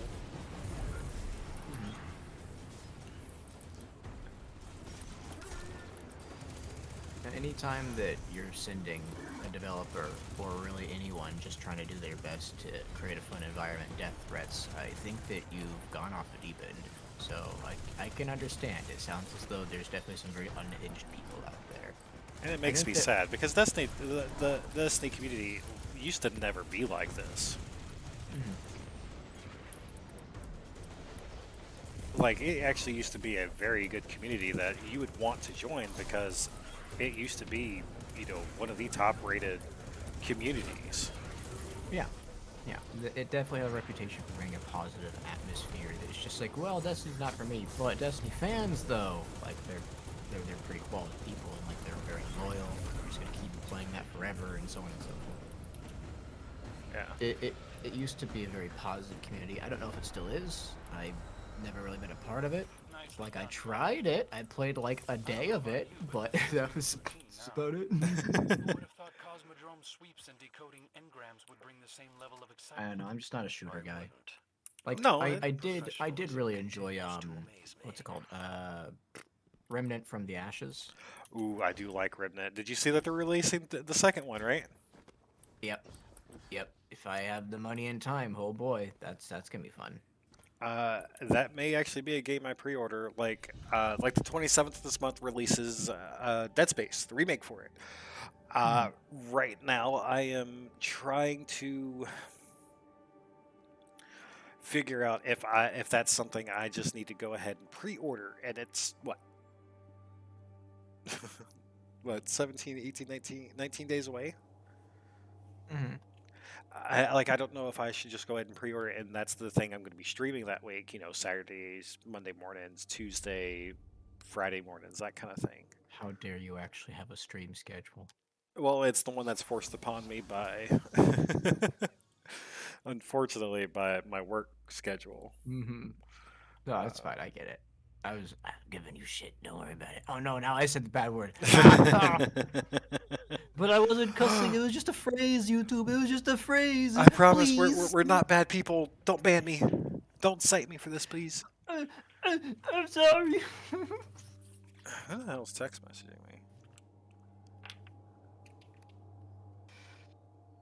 It's YouTube saying you've displeased 50 mothers. Actually, it is. Their pearls are being clutched. Actually, it might be my new job. Oh, good. Guardian, we've picked up a high gain. Assuming it's good news. If it's bad news, Alright. oh, bad. Well, I've been with Aaron's for the past 9 years. Aaron's Is that the mattress place? furniture, appliances, That's rent to Rasputin. own, lease to AI own, will- however you want to put it. If I'm understanding Yeah. it correctly, it's a distress call. There are so few ballet And, fans left, Guardian. I make Maybe less a shame to than lose someone flipping burgers. Oh, wow. Mm-hmm. Yeah, that's a level of disrespect that I don't think you should tolerate. Oh, no. That's why I've been looking for a new one. And I found that they have a lack of people inside their electronics department at the store for the morning, which I would like because Ashley works in the evening. And which would really help because their hours are basically. Oop, I went the wrong way. That would help because that means I would go to work after I drop off Soph. I would basically get off, immediately pick her up, and be able to take Ashley to work where she could work at whatever hours she wanted to, take an extra day off if she, she can.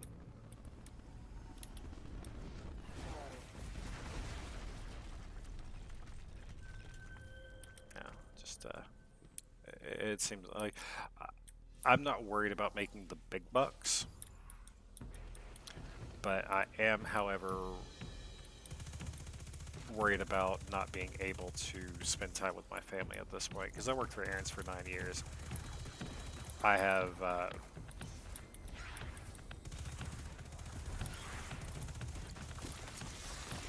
made sacrifices where I shouldn't have made sacrifices.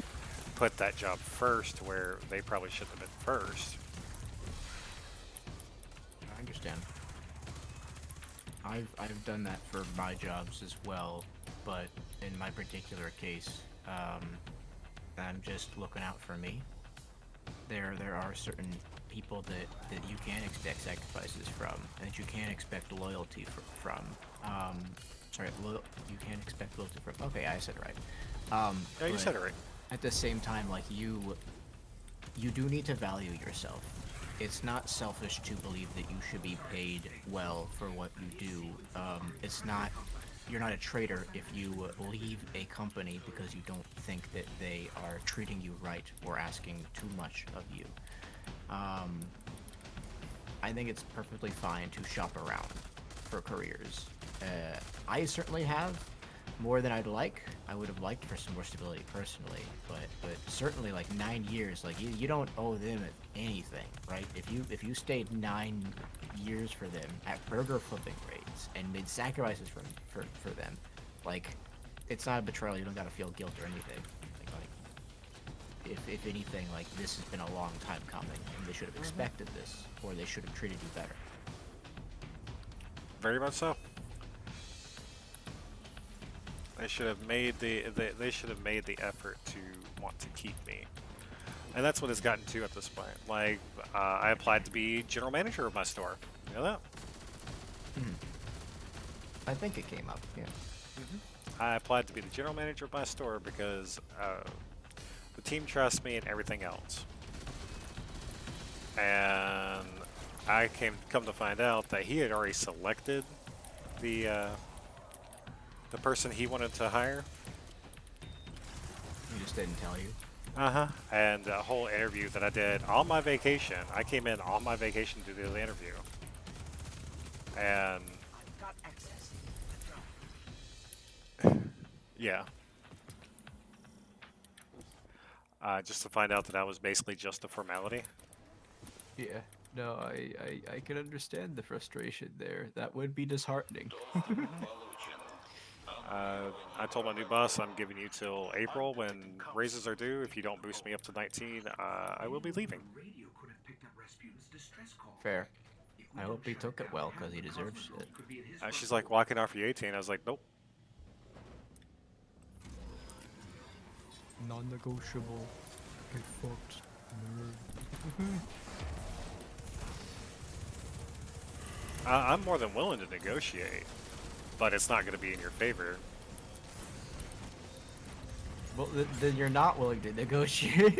No, I'm willing to negotiate because I'll tell them, okay, so we're starting at this. Like, say, well, we can't do that. We can give you 16. Okay, 22. Yeah, that's not negotiating. That's just you saying you take my number, or else that number is no longer available, and I'm going higher. Well, that's basically what they do to us. I understand the struggles of the working class. My opinion is, if a job is not good, leave.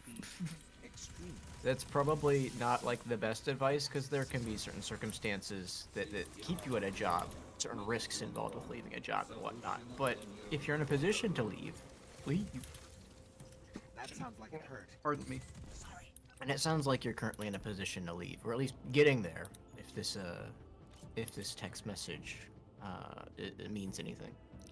It does. Oh, great. Art streams. Because my coworker's mom that I've been, I have known since basically I started at my current job.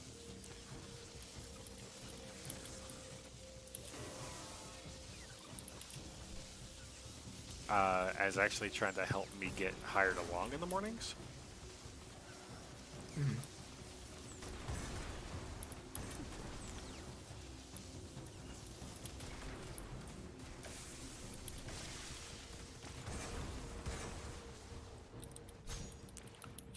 So it's a good thing. It's like if Bungie got bought out by EA.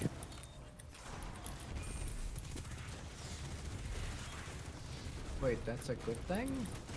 It's a good thing because they'll have more of a budget. It's a bad thing because they're going to work for Papa EA. I was gonna say, I'm not sure EA being involved with this thing. But each their own.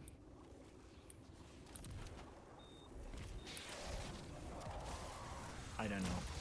I have a deep distrust of EA and how they handle their properties and Their IPs, studios. everything else they decide to do in life. It's I know that they have been doing some good work, and I did enjoy that new Star Wars game. Maybe it's not the newest one anymore, but what's it called? The one with Cal Fallen- Kestis. The Fallen Order? Yeah, that sounds right. Yeah, Fallen Order is great. I loved it. The combat system was wonderful. The story was decent. I mean, hell, even the lightsaber customization, damage increases, skill point usage, healing portions of the game, all of it was, in my opinion, was wonderful. I have high expectations for Jedi Survivor.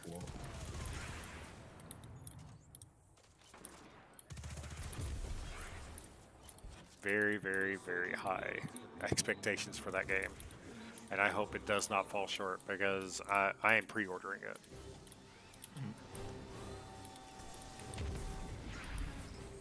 That shank's been modifying to crack his system. Let's take it out. I don't know what I want to do with this. Setting up a stream, and I don't know what else. Oh, what you gonna be streaming this morning? More Pokemon? No. Well, maybe if I get, well, not necessarily lazy would be the word for it. I guess it depends on what I want to do.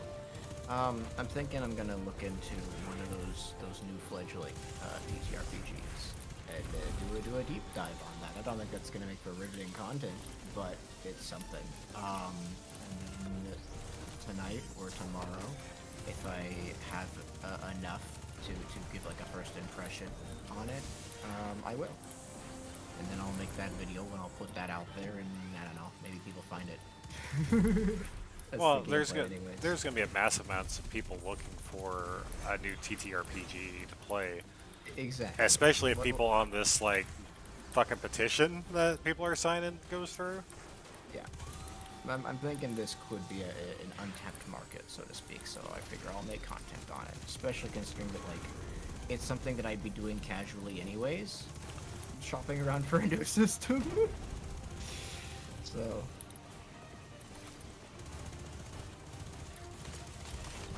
I don't know. It feels spiteful, but at the same time, it's like, I think it's deserved. I think at this point in time, it's not that they personally attacked or singled me out, right? But it did get personal. This was an area that I was trying to turn into a career. I was trying to enter this industry, and I was effectively met with a, no, you can't enter the industry. Not without giving us the rights to your works along the way. And that to me is unacceptable and a bridge too far, and it's not something that I want to be a part of. If they do a take backsies, I'd like to think that I'll return to D&D and forgive them and everything, but we'll see. We'll find out. Yeah.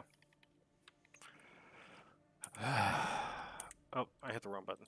Damn it. Guess I know.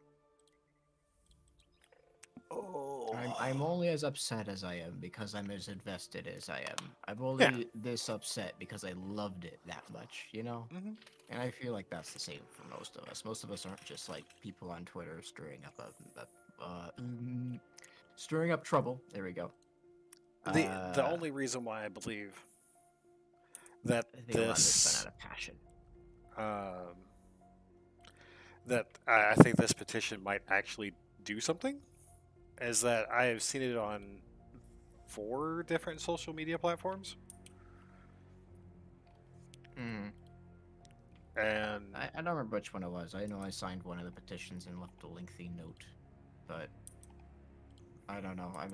I don't have the energy or care to go and sign every single petition out there. yeah. Now, if this the OGL does go through, I hope this is an invitation for those people who have been writing original content to apply to work for Wizards. Because that's not an easy market to get into, and Wizards does have enough backing to where that could give you a huge amount of experience where you could go to different points of that industry and get back, and instead of coming as a newbie, actually have some experience under your belt. I know that's kind of a long shot, but Well, okay. Let me make sure I understand what you're getting at. Saying that, like, okay, Wizards won't walk this back, but they will support the third-party publishers by just hiring them as employees. Is that what you're suggesting? yes, it may, because I don't want to paint the company in a bad light, but in the same sense, they're a greedy corporation. If they're willing to hire all the third-party writers, and also create like a bridge for new third-party writers to enter the industry, great. I'm all for it. right? I think that most third-party writers would be writing for Wizard of the Coast had they been given a chance in the past. But at the same time, it's just like that's not where we are. That's not the timeline we live in, and we're far beyond that at this point. These people have businesses that are not constantly, currently being attacked and dismantled. Like this is. Yeah, I know. I don't know. I'm trying to be. I'm really just trying to be hopeful at this point. Hopefully, there is a positive spin that can happen with all of this.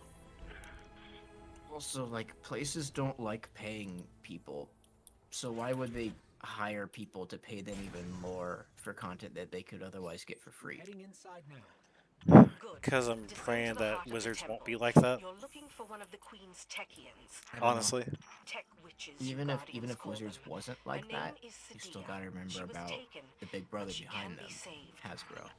She Yeah. will try to kill you. Much as you I'd might like to do hope the too, same, but to you me must that spare is her. not possible. If it were to happen, I would be shocked. I would be beyond shocked. I don't think it's happening. no, I don't either. But I'm still hopeful that maybe, just maybe, that there will be some really good things that come by this. What I'm most hopeful for is that we get new fledgling systems and that one of them takes off and that I end up knowing enough about it to write content for it, and then I can go the route I'd like to go. But short of that, I don't know what's gonna happen. Would it be nice if Wizards like reverses course and everything ends up okay, and maybe it takes like a year or two to heal, right? Because like the community feels very betrayed right now, and even if they were to reverse course, like that feeling isn't gonna go away immediately. Would it be nice if everything just eventually over the course of a couple of years returns to normal and everything's fine? Yeah. Do I think that that's gonna happen? No.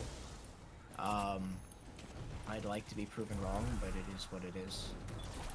I don't think that the genie can be put back in the bottle. I think that there will always be some degree of distrust, at least until Hasbro sells Wizards.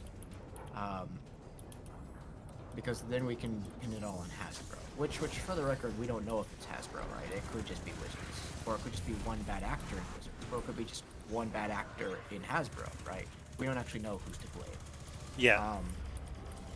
But if Hasbro were to sell Wizards, then we would be in a position to be like, okay, well now we can pin all the blame as community on Hasbro, pretend that that is the only cause of the evil, and that Wizards had no part in this, and then that would restore faith.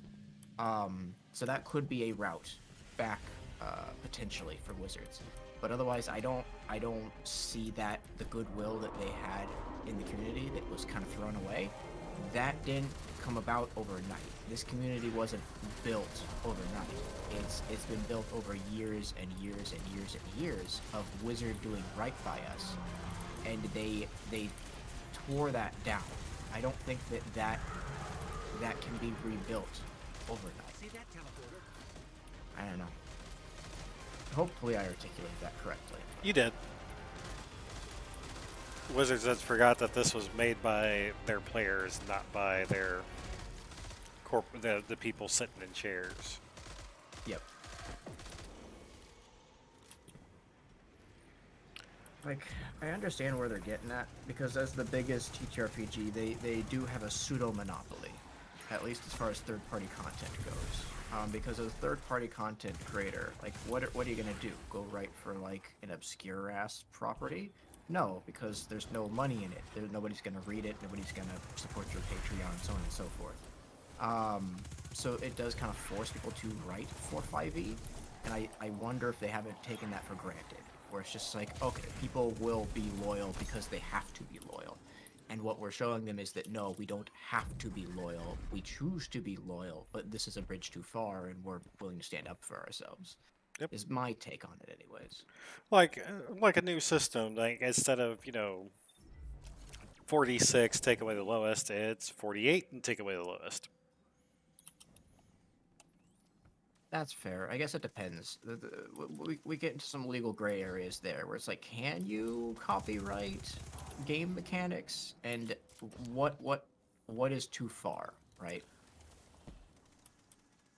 So Because if that was the case, they'd be taking on LucasArts and Disney at this point. yeah, And I don't care how big you are, outside of 3 different other corporations that could take on Disney. the problem with that is that they could just choose not to take on LucasArts and Disney and continue to take on the small fries and crush the competition they can, and just let them continue to exist, even if they are infringing, so long as they don't like actually file anything or do anything about it. It doesn't matter. They can just let Disney keep infringing. They don't have to go to war with Disney. The only time they would go to war with Disney is if they were to aggro Disney. So it's just a matter of don't aggro Disney. Like, I don't. As much as I'd love to see Wizards of the Coast go to war with Disney, that's not gonna happen. Do you know Wizards how of the Coast great isn't that would be? dumb. There's our Techian. You ready? I don't know. I don't know. I'm gonna use the bathroom. I'll be Have back in a fun. second. Enjoy your pee. Pee time.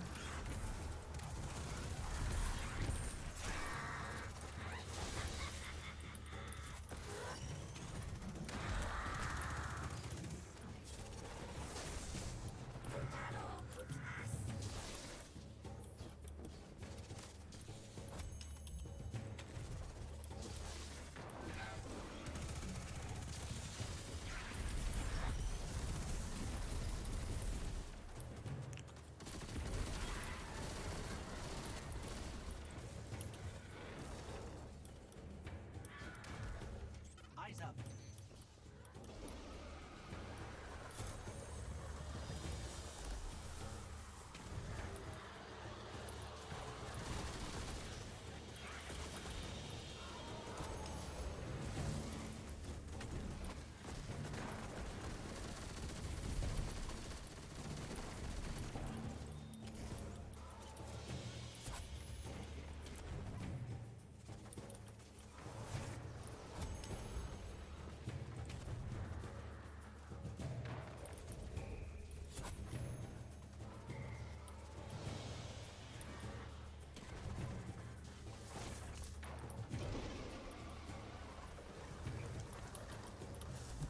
She's on the move. Okay, I'm back. I guess we should Welcome double check. back. Are you here? I'm here. Oh, Yeah. very good. All right, very good. So as far as like going to war with Disney or Pathfinder or something like that, I don't see them doing that. I see them either just not aggroing them or cutting like a deal with them behind closed doors. What it really affects is the smaller startups, both third-party publishers and then of course people making their own system that is derivative of third edition or fifth edition. Again, I think Paizo is too big for them to be able to stop Paizo now, but what they certainly can do is squash any Pathfinder equivalent for 5e that is coming along that cribs too much from 5e. So I do think that people, when they're making their new systems, do need to be very careful. A lot of us want someone to make that next Pathfinder, right? That next 5e like thing, so we can just migrate over there. But at the same time, it can't quite be one-to-one because it's no longer protected under the OGL like it was with Pathfinder when Pathfinder was a thing. So I do think that if there's like a 5e like thing, it will get squashed, or they will need to go to court and they will need to fight out whether or not they can legally, I guess, what would be the term for it? If game mechanics can be copyrighted, I guess, and whether or not it constitutes an infringement if you borrowed too heavily from 5e or were inspired by 5e, that sort of thing. Made a derivative work, basically. And if it stood up in court, then everyone would just be fine migrating to that new edition of the game, that new system, and then we'd be in that situation where we would have seen a repeat of 4th edition, where now Wizards has created a new rival for themselves, because they are dumb. Most likely they have. So, in some way or another, I'm assuming new rivals will come about. I just don't know how big they're gonna be. Because again, depending on whether or not it goes to court and how that turns out, we might not be able to see a carbon copy of 5e out there. In which case, all these smaller, newer systems that are gonna be coming out, what if none of them pull ahead? What if it's now just the entire 5e community is now split between like 10 different small systems? Um, we do need one or two, or maybe three, but at the very least a small amount to be front runners to attract that audience, so that we can have a stable base to write content for. Because as I said before, you can write for those obscure systems, right? But there's no money in it because there's no audience there. So therefore, all these third-party content creators had to write for 5e. What I'm getting at is that even if there is a new system, if there's no money in writing for that new system, then it's not viable. So I don't know. It's just, that's just my It's a thinking. waiting game right now, Yeah. and Yeah, that's right now, what it's- makes this a really really fucking hard. Yep. So then it's just a matter of, okay, well, what can you do? Well, the best thing I can think to do right now is to get educated on these new systems, and if I can find a front runner, or if I'm willing to take a gamble of sorts, then maybe I do my best to write content for that front runner and support it as best I can. Maybe even contact the people behind it and see if they're willing to hire me. But that's very much a long shot and not something that I expect to be doing tomorrow. But if opportunities fall into my lap, I'm gonna try and be vigilant and then be ready to pounce on them. Is kind of my approach here. That's the only thing I can do, right? I don't have the money to go and make my own system. I certainly want to, but you know, 'cause that's not within my power. So I've got to effectively be like, okay, well, I can't make a competitor, but I can back a competitor. So let me go see if there is a competitor worthy of my support. Is my take on this anyway. You never know. There could be a really good one out there that no one's really seen because why? 5e has always just been there. I mean, well, people will. The problem is that right now, if there was something like that, it's being eclipsed by Pathfinder. Right? People are still gonna not find it. So I think that it is gonna be something new, or we're just gonna see everyone migrate over to Pathfinder 2e. It's Oh, one of those that's two. happening. That's definitely a thing that. Because with the market dominance that 5e and Pathfinder 2, well, I guess Pathfinder regular, and then also Pathfinder 2e. Basically, between the market dominance that those three have had, the fantasy niche has been met. The only fantasy niche that hadn't been largely met was covered by the OSR, right? That more old school type of a gamer. So then you had like a myriad of like interconnected little OSR community systems that would pretty much share their audience and make everything compatible with everything else, that sort of thing. But by and large, if you wanted to write fantasy, you needed to go to one of those four places, right? You needed to go make an OSR system or start writing for an existing OSR system, or you needed to write for 5e, or you needed to write for Pathfinder, or you needed to write for Pathfinder 2e, right? So there wasn't any real room for any competitor to rise up. And so you needed to have a gimmick that wasn't just a solid fantasy TTRPG. You needed something extra. So like, I think there's a system called Monster of the Week. Their gimmick is about, well, a monster of a week. And it can be a more diverse setting, oftentimes an urban setting. You've got Call of Cthulhu, right? They very much have that niche of Lovecraftian horror. Ooh, I wouldn't mind playing Call of Cthulhu. It's been a while. Yeah, and again, urban fantasy. You've got, I mean, this is derivative of Pathfinder, but you've got Starfinder, and then you've got, like, non-derivative Pathfinder stuff. You've got Stars Without Number, right? Those are sci-fi systems, and that's where they can find their niche and their audience. And, of course, as I said before, Star Wars and that sort of stuff. My point is that while it would be nice to have, like, some obscure fantasy-based small guy that's already established but just never has had the spotlight rise up, I don't see that happening, because I see it being more likely that people will just migrate to Pathfinder if that were the case.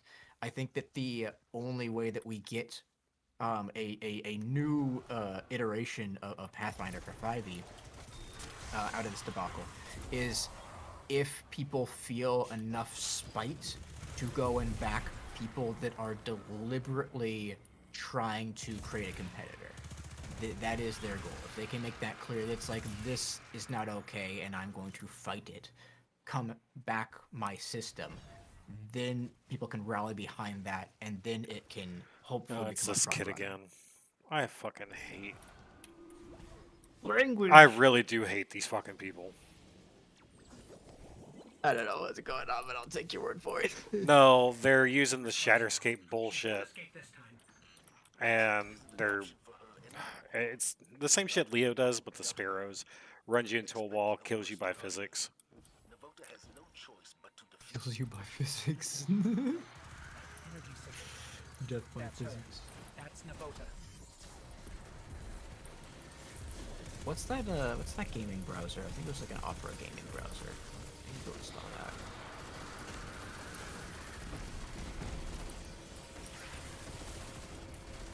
Because if I'm gonna stream, I think stream my desktop and whatnot, I should probably, well, I don't want to spend time getting used to it, but I'll look into this later.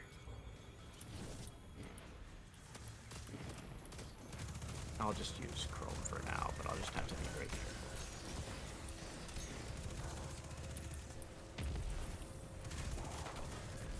No, that's not true. I should use Firefox. Alright, so then if I've got... I'm gonna be using Firefox. I'm gonna go tweak its settings to reopen last session, that sort of thing, because it's not tweaked for that. Settings, there we go. Open previous windows and tabs, perfect. Alright, always check Firefox default browser. No. Cycle tabs, I don't know shortcut keys. Open links and tabs instead of new windows. Yes. When you open a link, image or blah blah blah. No. Sure. Alright, cool. I think that's it. I think I just need to check mark that one thing, and I think everything else will work for me. Now what I can do, come over here.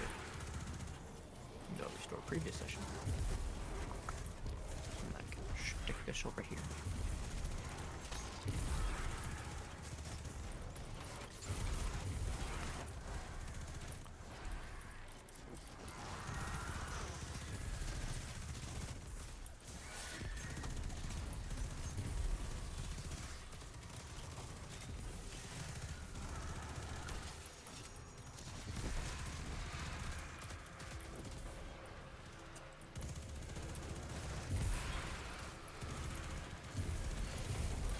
Very good. Alright. You got it situated? I think so. I think I got stuff figured out. Because then I can have this. There we go, new window. Be right here.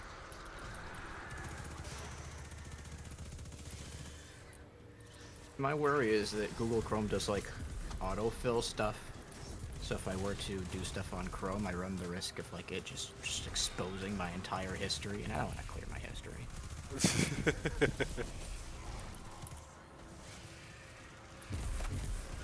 I don't know. I guess I don't really have any secrets, so I wouldn't mind it being exposed, but at the same time, it just doesn't feel right. It'd just be an extra thing to worry about or think about that I don't want to deal with. Because, like, what's it gonna say? Ah, yes, he looks at porn. Well, duh, so do we all. Like, I don't care. The internet is where porn. The internet is where porn. Proving that the path to victory comes only from the light. We're happy to send the message, Commander. Excellent work. Return to the tower. What's with these sponsored links? That can go bye-bye. Dismiss. Dismiss. Very good. Alright, I think I just need one more of these Vanguard ops, and I should be able to get, like, 3 things done all at once, so... I think I should be good to go. Oh wait, I've eaten my foods. I've drinking some waters. you're a hydrated. I'm hydrated. Oh, it's right. Oh, pardon me. I was gonna put some text at the bottom. Oh, I also need to do little alerts. That's the other thing I forgot. I need to redo my alerts so it actually goes out. Right now, my alerts are very simple. I don't know. I feel like I probably should do more, but at the same time, it's not like I'm successful enough that people are gonna be doing stuff. Alright.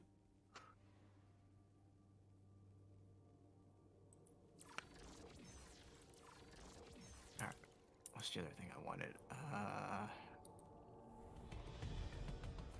Oh, I want an Xbox player and a PlayStation player. Okay. Let me go copy this.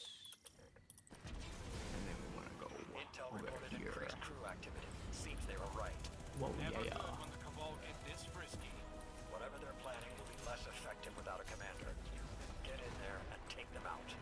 Yes, paste. 11. Paste. Reference.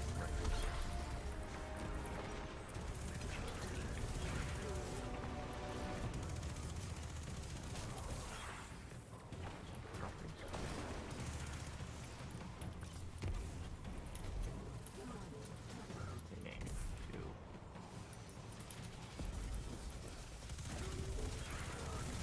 Bottom text. Yeah. And make sure that that is a separate entity. No, rename them both. No, I don't want an actual duplicate. That's why I did reference. My anger. That's what. It's we can share assets for now. It doesn't matter. I'm just like, okay. Oh. Gosh dang it. I'm not allowed to be tired. I woke up like what? 3-4 hours ago? How dare you feel tired? 2 hours ago. Okay. That's even worse. Alright,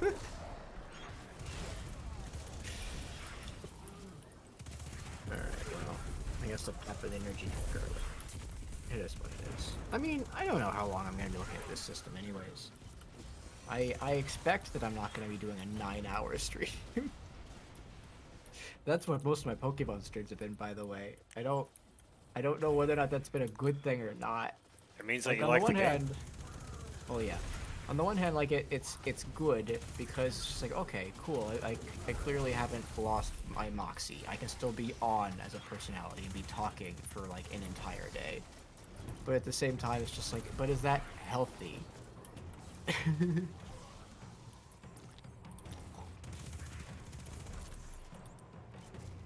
As far as I know, that's not normal. Most streamers aren't constantly on for the entire day. Or at least the ones that are established. Most of the streamers I know are like on for like 12 hours a day. Then they wait till tomorrow to post what they did the previous day on YouTube. When do they have time for editing then? I guess maybe they just hire an editor. I don't know. Yeah. I mean, I wish I had time for to edit. But you know what? There's a bunch of I people might that make don't time have to edit. editors that have done it. So what's stopping me? Yeah. There's like an idea I've had, at least for editing the Pokemon stuff, is what you could do is watch it back at like double speed, and then just take note of the timestamp whenever like you smile or you laugh, or whenever like a glitch happens, or whenever, or like write down like a hype moment or a key moment where it's like, okay, here's where I fought this gym, here's where I fought that Team Star member, that sort of thing, and then ideally. What I'd like to do is do like a voiceover type thing, right, where I talk about the journey and then I can bring up the relevant footage, and I can kind of set up a scene and then let that scene play out, and then we can of course cut to like the next funny moment or time that I smiled or whatnot. Then I don't necessarily have to like literally like minute by minute sit through those streams, I can ideally have to sit through the streams at half the time and then just edit together like these clips along with voiceover work, and I should be fine. I don't know. It sounds like you already have a plan, dude. Yeah, it's a plan. I'm still aware that this would take literal days worth of hours to finish this video if I did want to like make a proper video compilation for my Scarlet playthrough. But it seems doable. I don't know. I might not go down that route.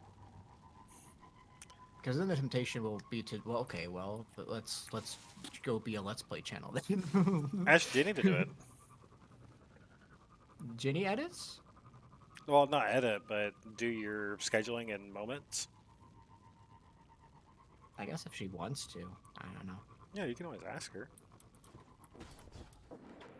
Like, if it was on Twitch, people would, like, clip stuff, and that was usually a good indicator of something you should include in a video. So if I was on Twitch, yeah, I'd probably ask Jenny to, like, clip anything that she finds interesting. But, like, on YouTube, I don't think that's really a thing. You can clip. But, like, is it a thing? That people, like, actually do when they watch and they enjoy? And they're like... I have not been able to experience it myself, but it is a thing. It's a thing, but is it a viable thing? I guess would be my question. And as far as I know, it's not a viable thing.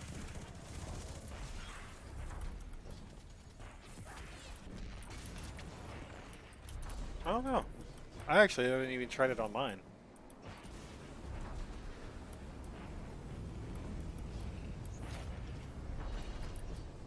I suppose. I might look into it.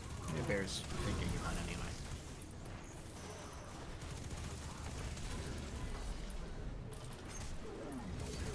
Gonna go doom scroll Twitter one last time, make sure there hasn't been any kind of new response.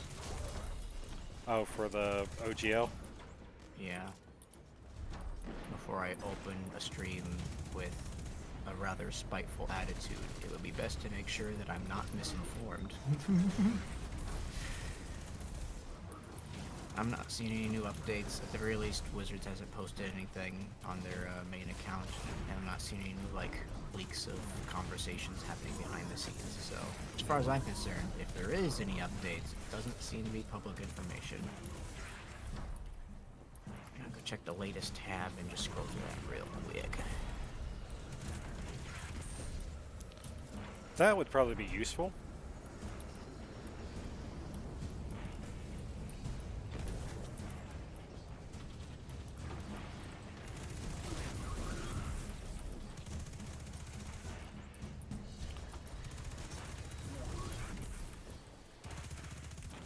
I know right now people must be bored with my stream.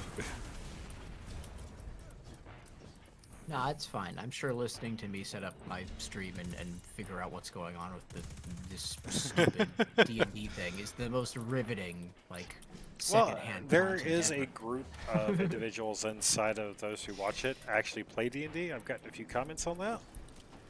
Oh, okay, nice. Maybe there's some crossover between our audiences there then. Otherwise, go shoot something. Shoot your gun, ass. Shoot I- the gun. I actually No have. being That's the bad boring part. allowed.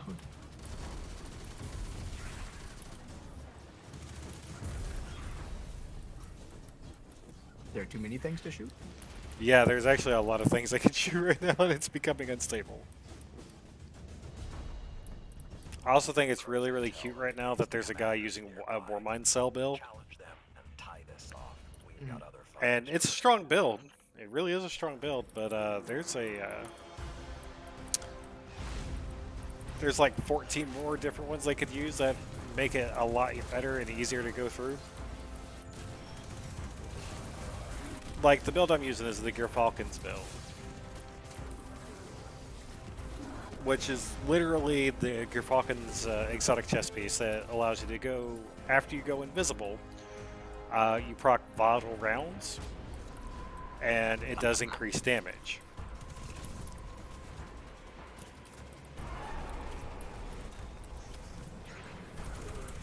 Like right now on screen, I went invisible, dodged. Next thing I know, I'm no longer invisible, but I'm doing AoE damage and a lot of damage. Very, very quickly.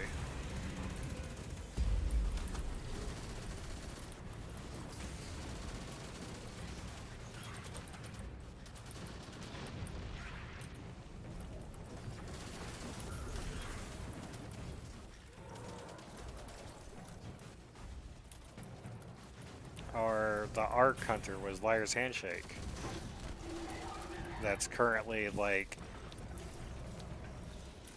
really, really good if you would just want to punch shit right now.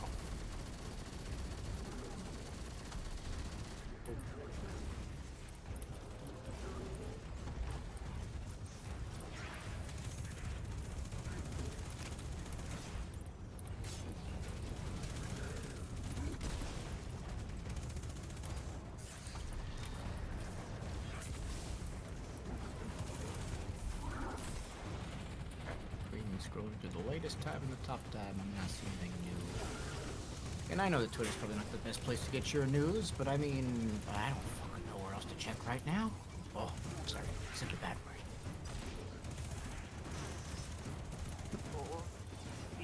Excuse me, assuming that I'm up to date and I will act accordingly. Then what links do I need to grab? I did need to grab the link to that system. Ooh. That's the article. Here we go.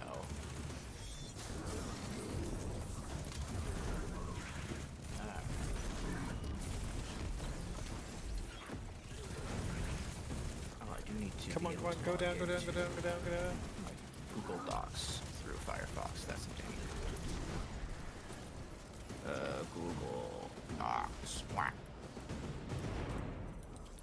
And I sure do need to be able to take notes. Good thing we've got light to spare.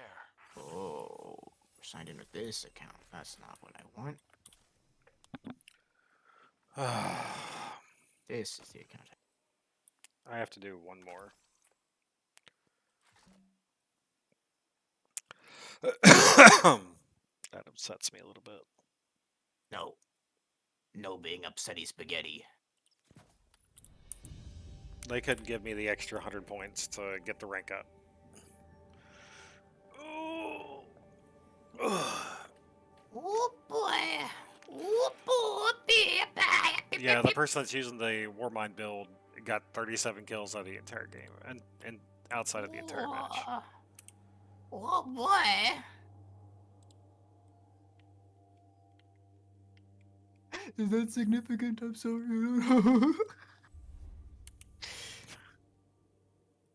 Thank you, Al. What am I doing? Fuck. Oh, I figured it out. Okay. So, does Stream Elements, for like their overlays, I guess I should ask, do you use Stream Elements? Streamlabs? Yeah. Yeah. Or, no, not Streamlabs, Stream Elements. They are different. Oh, I don't think... The last time I tried to get Never mind. Stream Elements going on, it fucked up my Twitch chat where it started banning people for no reason, so... I get you. I haven't used it since. No, that's fair. I'm not a fan of Streamlabs. They've done some scummy things as a company. It's Oh, DB's at... I don't want to go over it, but Stream Elements seems good to me. I just wonder if it happened to be what you use, so I could ask a thingamajigger. But I will just test it instead and pray for the best. Hee hee. Let's do this. I know test. my stream is about to end. All right. It appears to be working. Uh, Cool. Mine's about to begin. We'll link up one day. Join me over on my Discord server as if you'd like. I probably will as soon as mine ends. The funny thing is that I'm actually gonna go grab something to eat Yeah, at the no, beginning of take your your time. stream. You do what you need to, man. I was just being cheeky. No, I'm gonna join you because you joined me and you're like, yeah, I'm going to go eat and talk with you. As now it's like, hey, guess what? I'm gonna go eat and talk to you too. I'm for salad sandwiches. Actually, I was thinking about a chicken salad sandwich. Chicken. something a little bit more healthier than the bacon, sausage, egg, deep fried waffle sandwich I was thinking about making. Waffles. Waffle.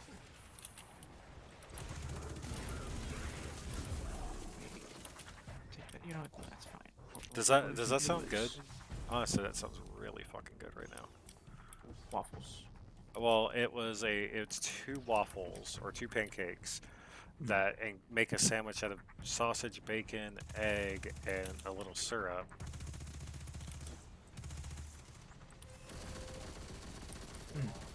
And That then sounds fine. you coat it in basically pancake batter again and deep fry it. Just don't kill yourself. It sounds well. I haven't had anything like super fucking fatty in God, ages right now, so I really want some super fatty.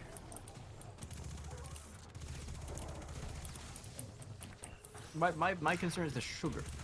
Oh yeah, Fattiness no, is fine, but sugar.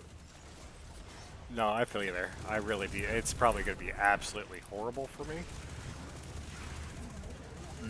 But then again, I did go get a mocha frappuccino the other day because I had a sweet tooth issue.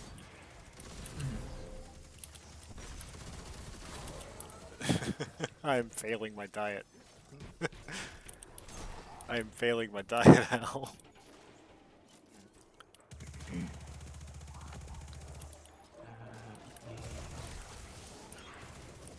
At least you're attempting a diet. I'm currently at the point where it's just like, you know what? Nope. I'm just gonna live off from ramen and beef.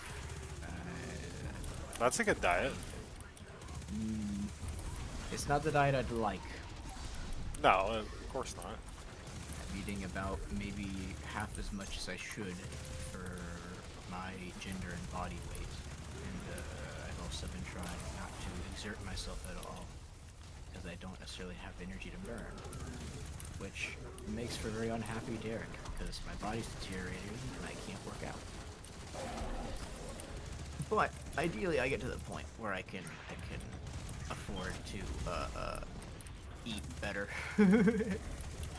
I'll get there eventually, and it's technically self-inflicted, right? I could go get like an actual job, you know, and spend money on that. But then I guess then the problem is then time and the energy to then work out in the first place, which was also something I wasn't doing at those more stressful jobs.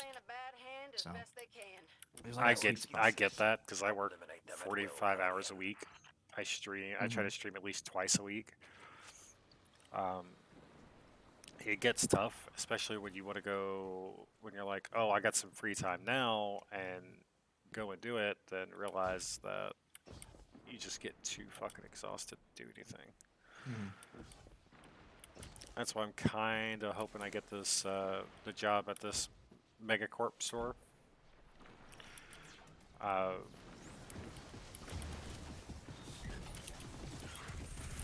So I could actually like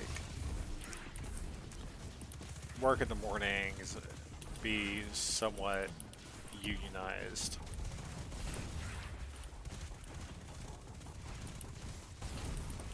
And enjoy myself.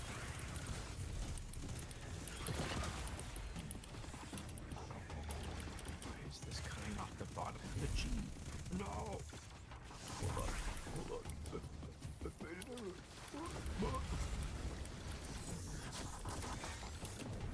I hope that the union works out for you. I know that sometimes it doesn't. Yeah. I'm also thinking about going to like an old rig type thing too. Yeah, those tend to pay real well.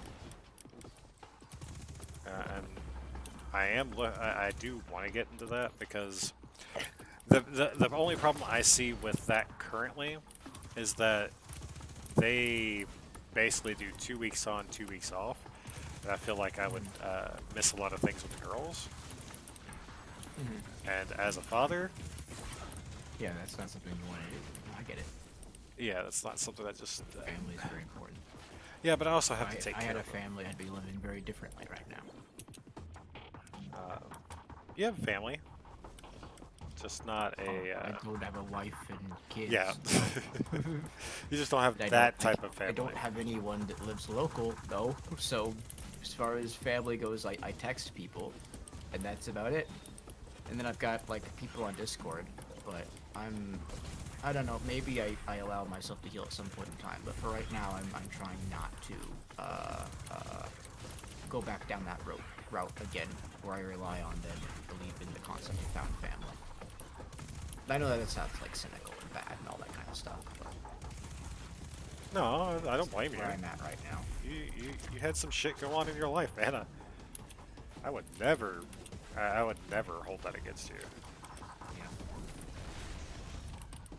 I have what we call trust issues and trauma, TM. So it is what it is. There you go. That's what I'm you can definitely call to your the next point- stream: trust issues and trauma. No. That's what you can call the stream you're doing right now. No. You trusted But it has D&D nothing to do with that. You trusted something for so long, and now I mean, they're I being guess, dickheads. but no, I'd rather just be upfront with the label and just let them know what the name of the system I'm checking out. I still like the idea of that. Trust issues and trauma. Mm-hmm. Let me see, what can I do with this to make this work? It's got good alliteration. It certainly could be used at some point in time. If I'm ever doing like a deep dive and like, here's how I am and why I am, then yes, that's probably something I could consider calling like a video like that. But I'm also trying not to like cover that kind of stuff on the new channel. Gotcha. Because I'm trying to move on, right? I'm trying to just not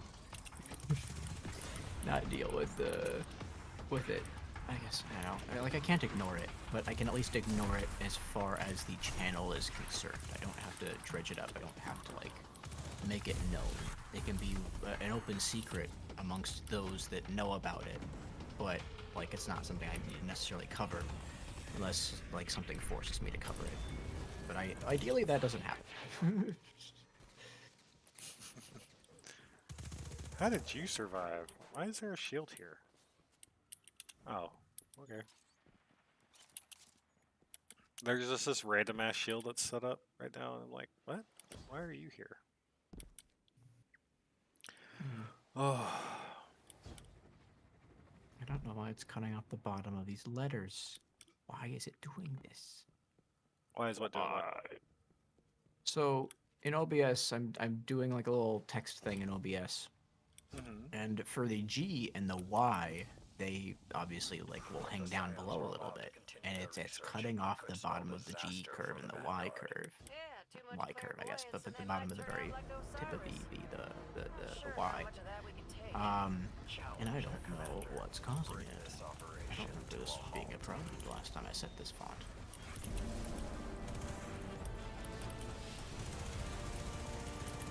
Realignment? No.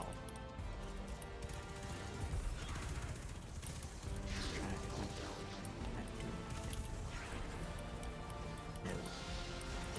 Zero difference. Thank you. Sorry, I got distracted again. No, I wasn't talking to you. I was talking to myself. You're fine. Oh,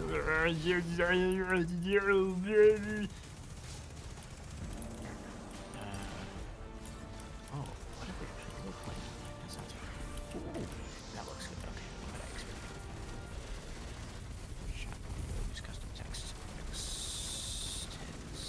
Alright, well, something I can do, at the very least, is just, you know, put it down further, and now it will ideally align with the bottom, and now it will make sense that it's cut off. You can't tell that it's being cut off. Effect. Very good. Alright, cool. So that will still look fine. Oh, Alright, that can go over there. And it seems like that's up and running. That is up and running. Here's Twitter. There we go. Alright, got a nice, fresh dock opened up. My only problem is if I join their Discord, which I do need to eventually do to give them feedback. I don't know how to do that on the stream necessarily. Well, I can do it on this other window, so as long as I keep Discord on my secondary window until I get everything all good to go, and then I can drag it over my other window. Yeah, it's doable. Yeah, it's doable. All right. I think I'm ready. I'm gonna go over to my server as you have a good rest of your stream. Good luck, man. You enjoy too. I'm going to collect my goodies and all my other stuff and enjoy myself. Then I'll be getting off and I'll be making something to eat.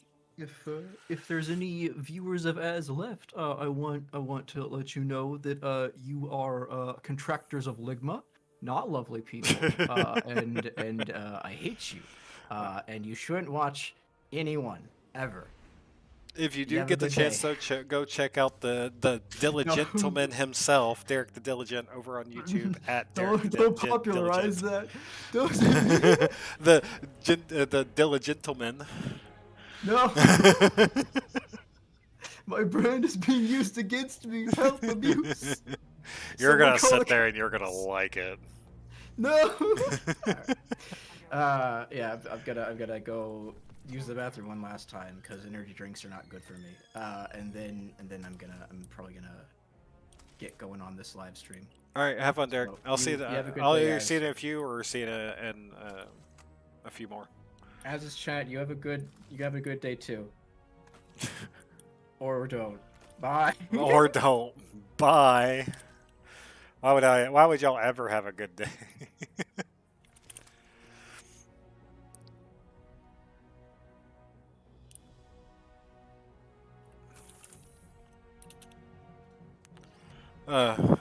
Everybody that has watched today, I hope y'all have a beautiful, beautiful day. And this will probably be the end for me. A few little Destiny 2 runs, few little, Requisition approved. you know, just some stuff to feel alive again, I guess. We got the Velis X. Let's see, Golden Tricorn, Kill Clip, Warhorse Brace, Tunnel Vision. I do like Tunnel Vision.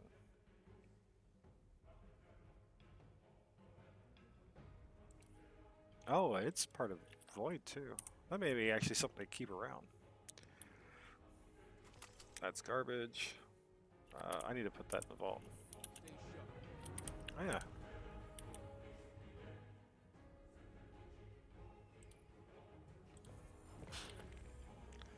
There's that.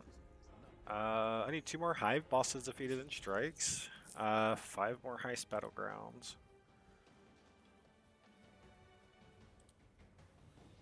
I need some Europa activities, and I think that'll be it.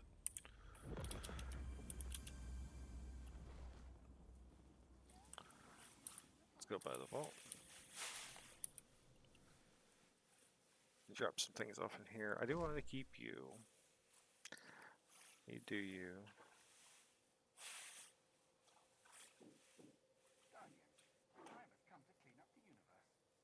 It seems like a fun little thing to play with, but I think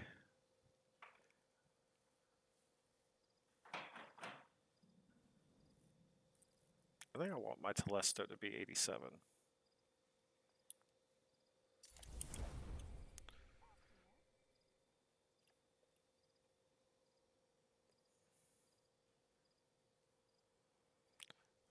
You can go in there. V-Wing, you can go in there. I'm not going to be working on you for a little bit. Contingency plan can go back in the vault for a little bit. 1885. I guess I'll raise this by 1.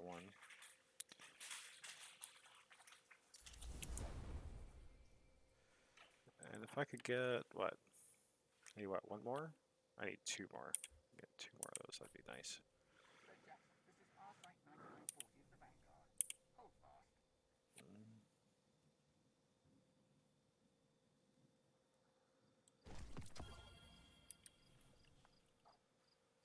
Graphical error.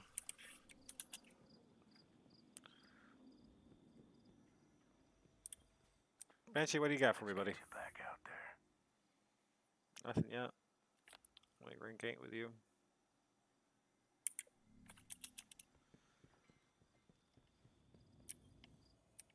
Hello, Guardian. Welcome.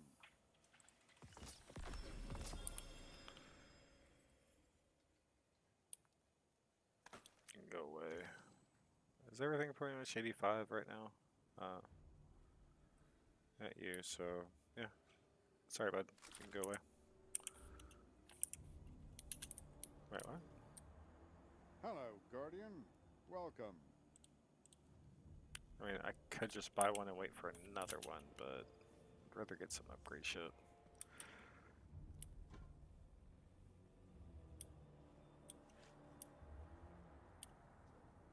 Checking for What the fuck is that?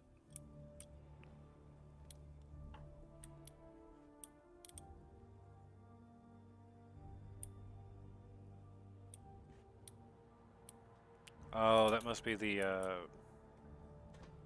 ore mine shit. Hi there.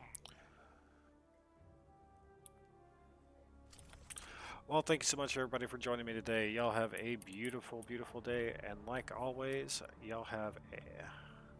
I'll see you in the next one. Bye-bye.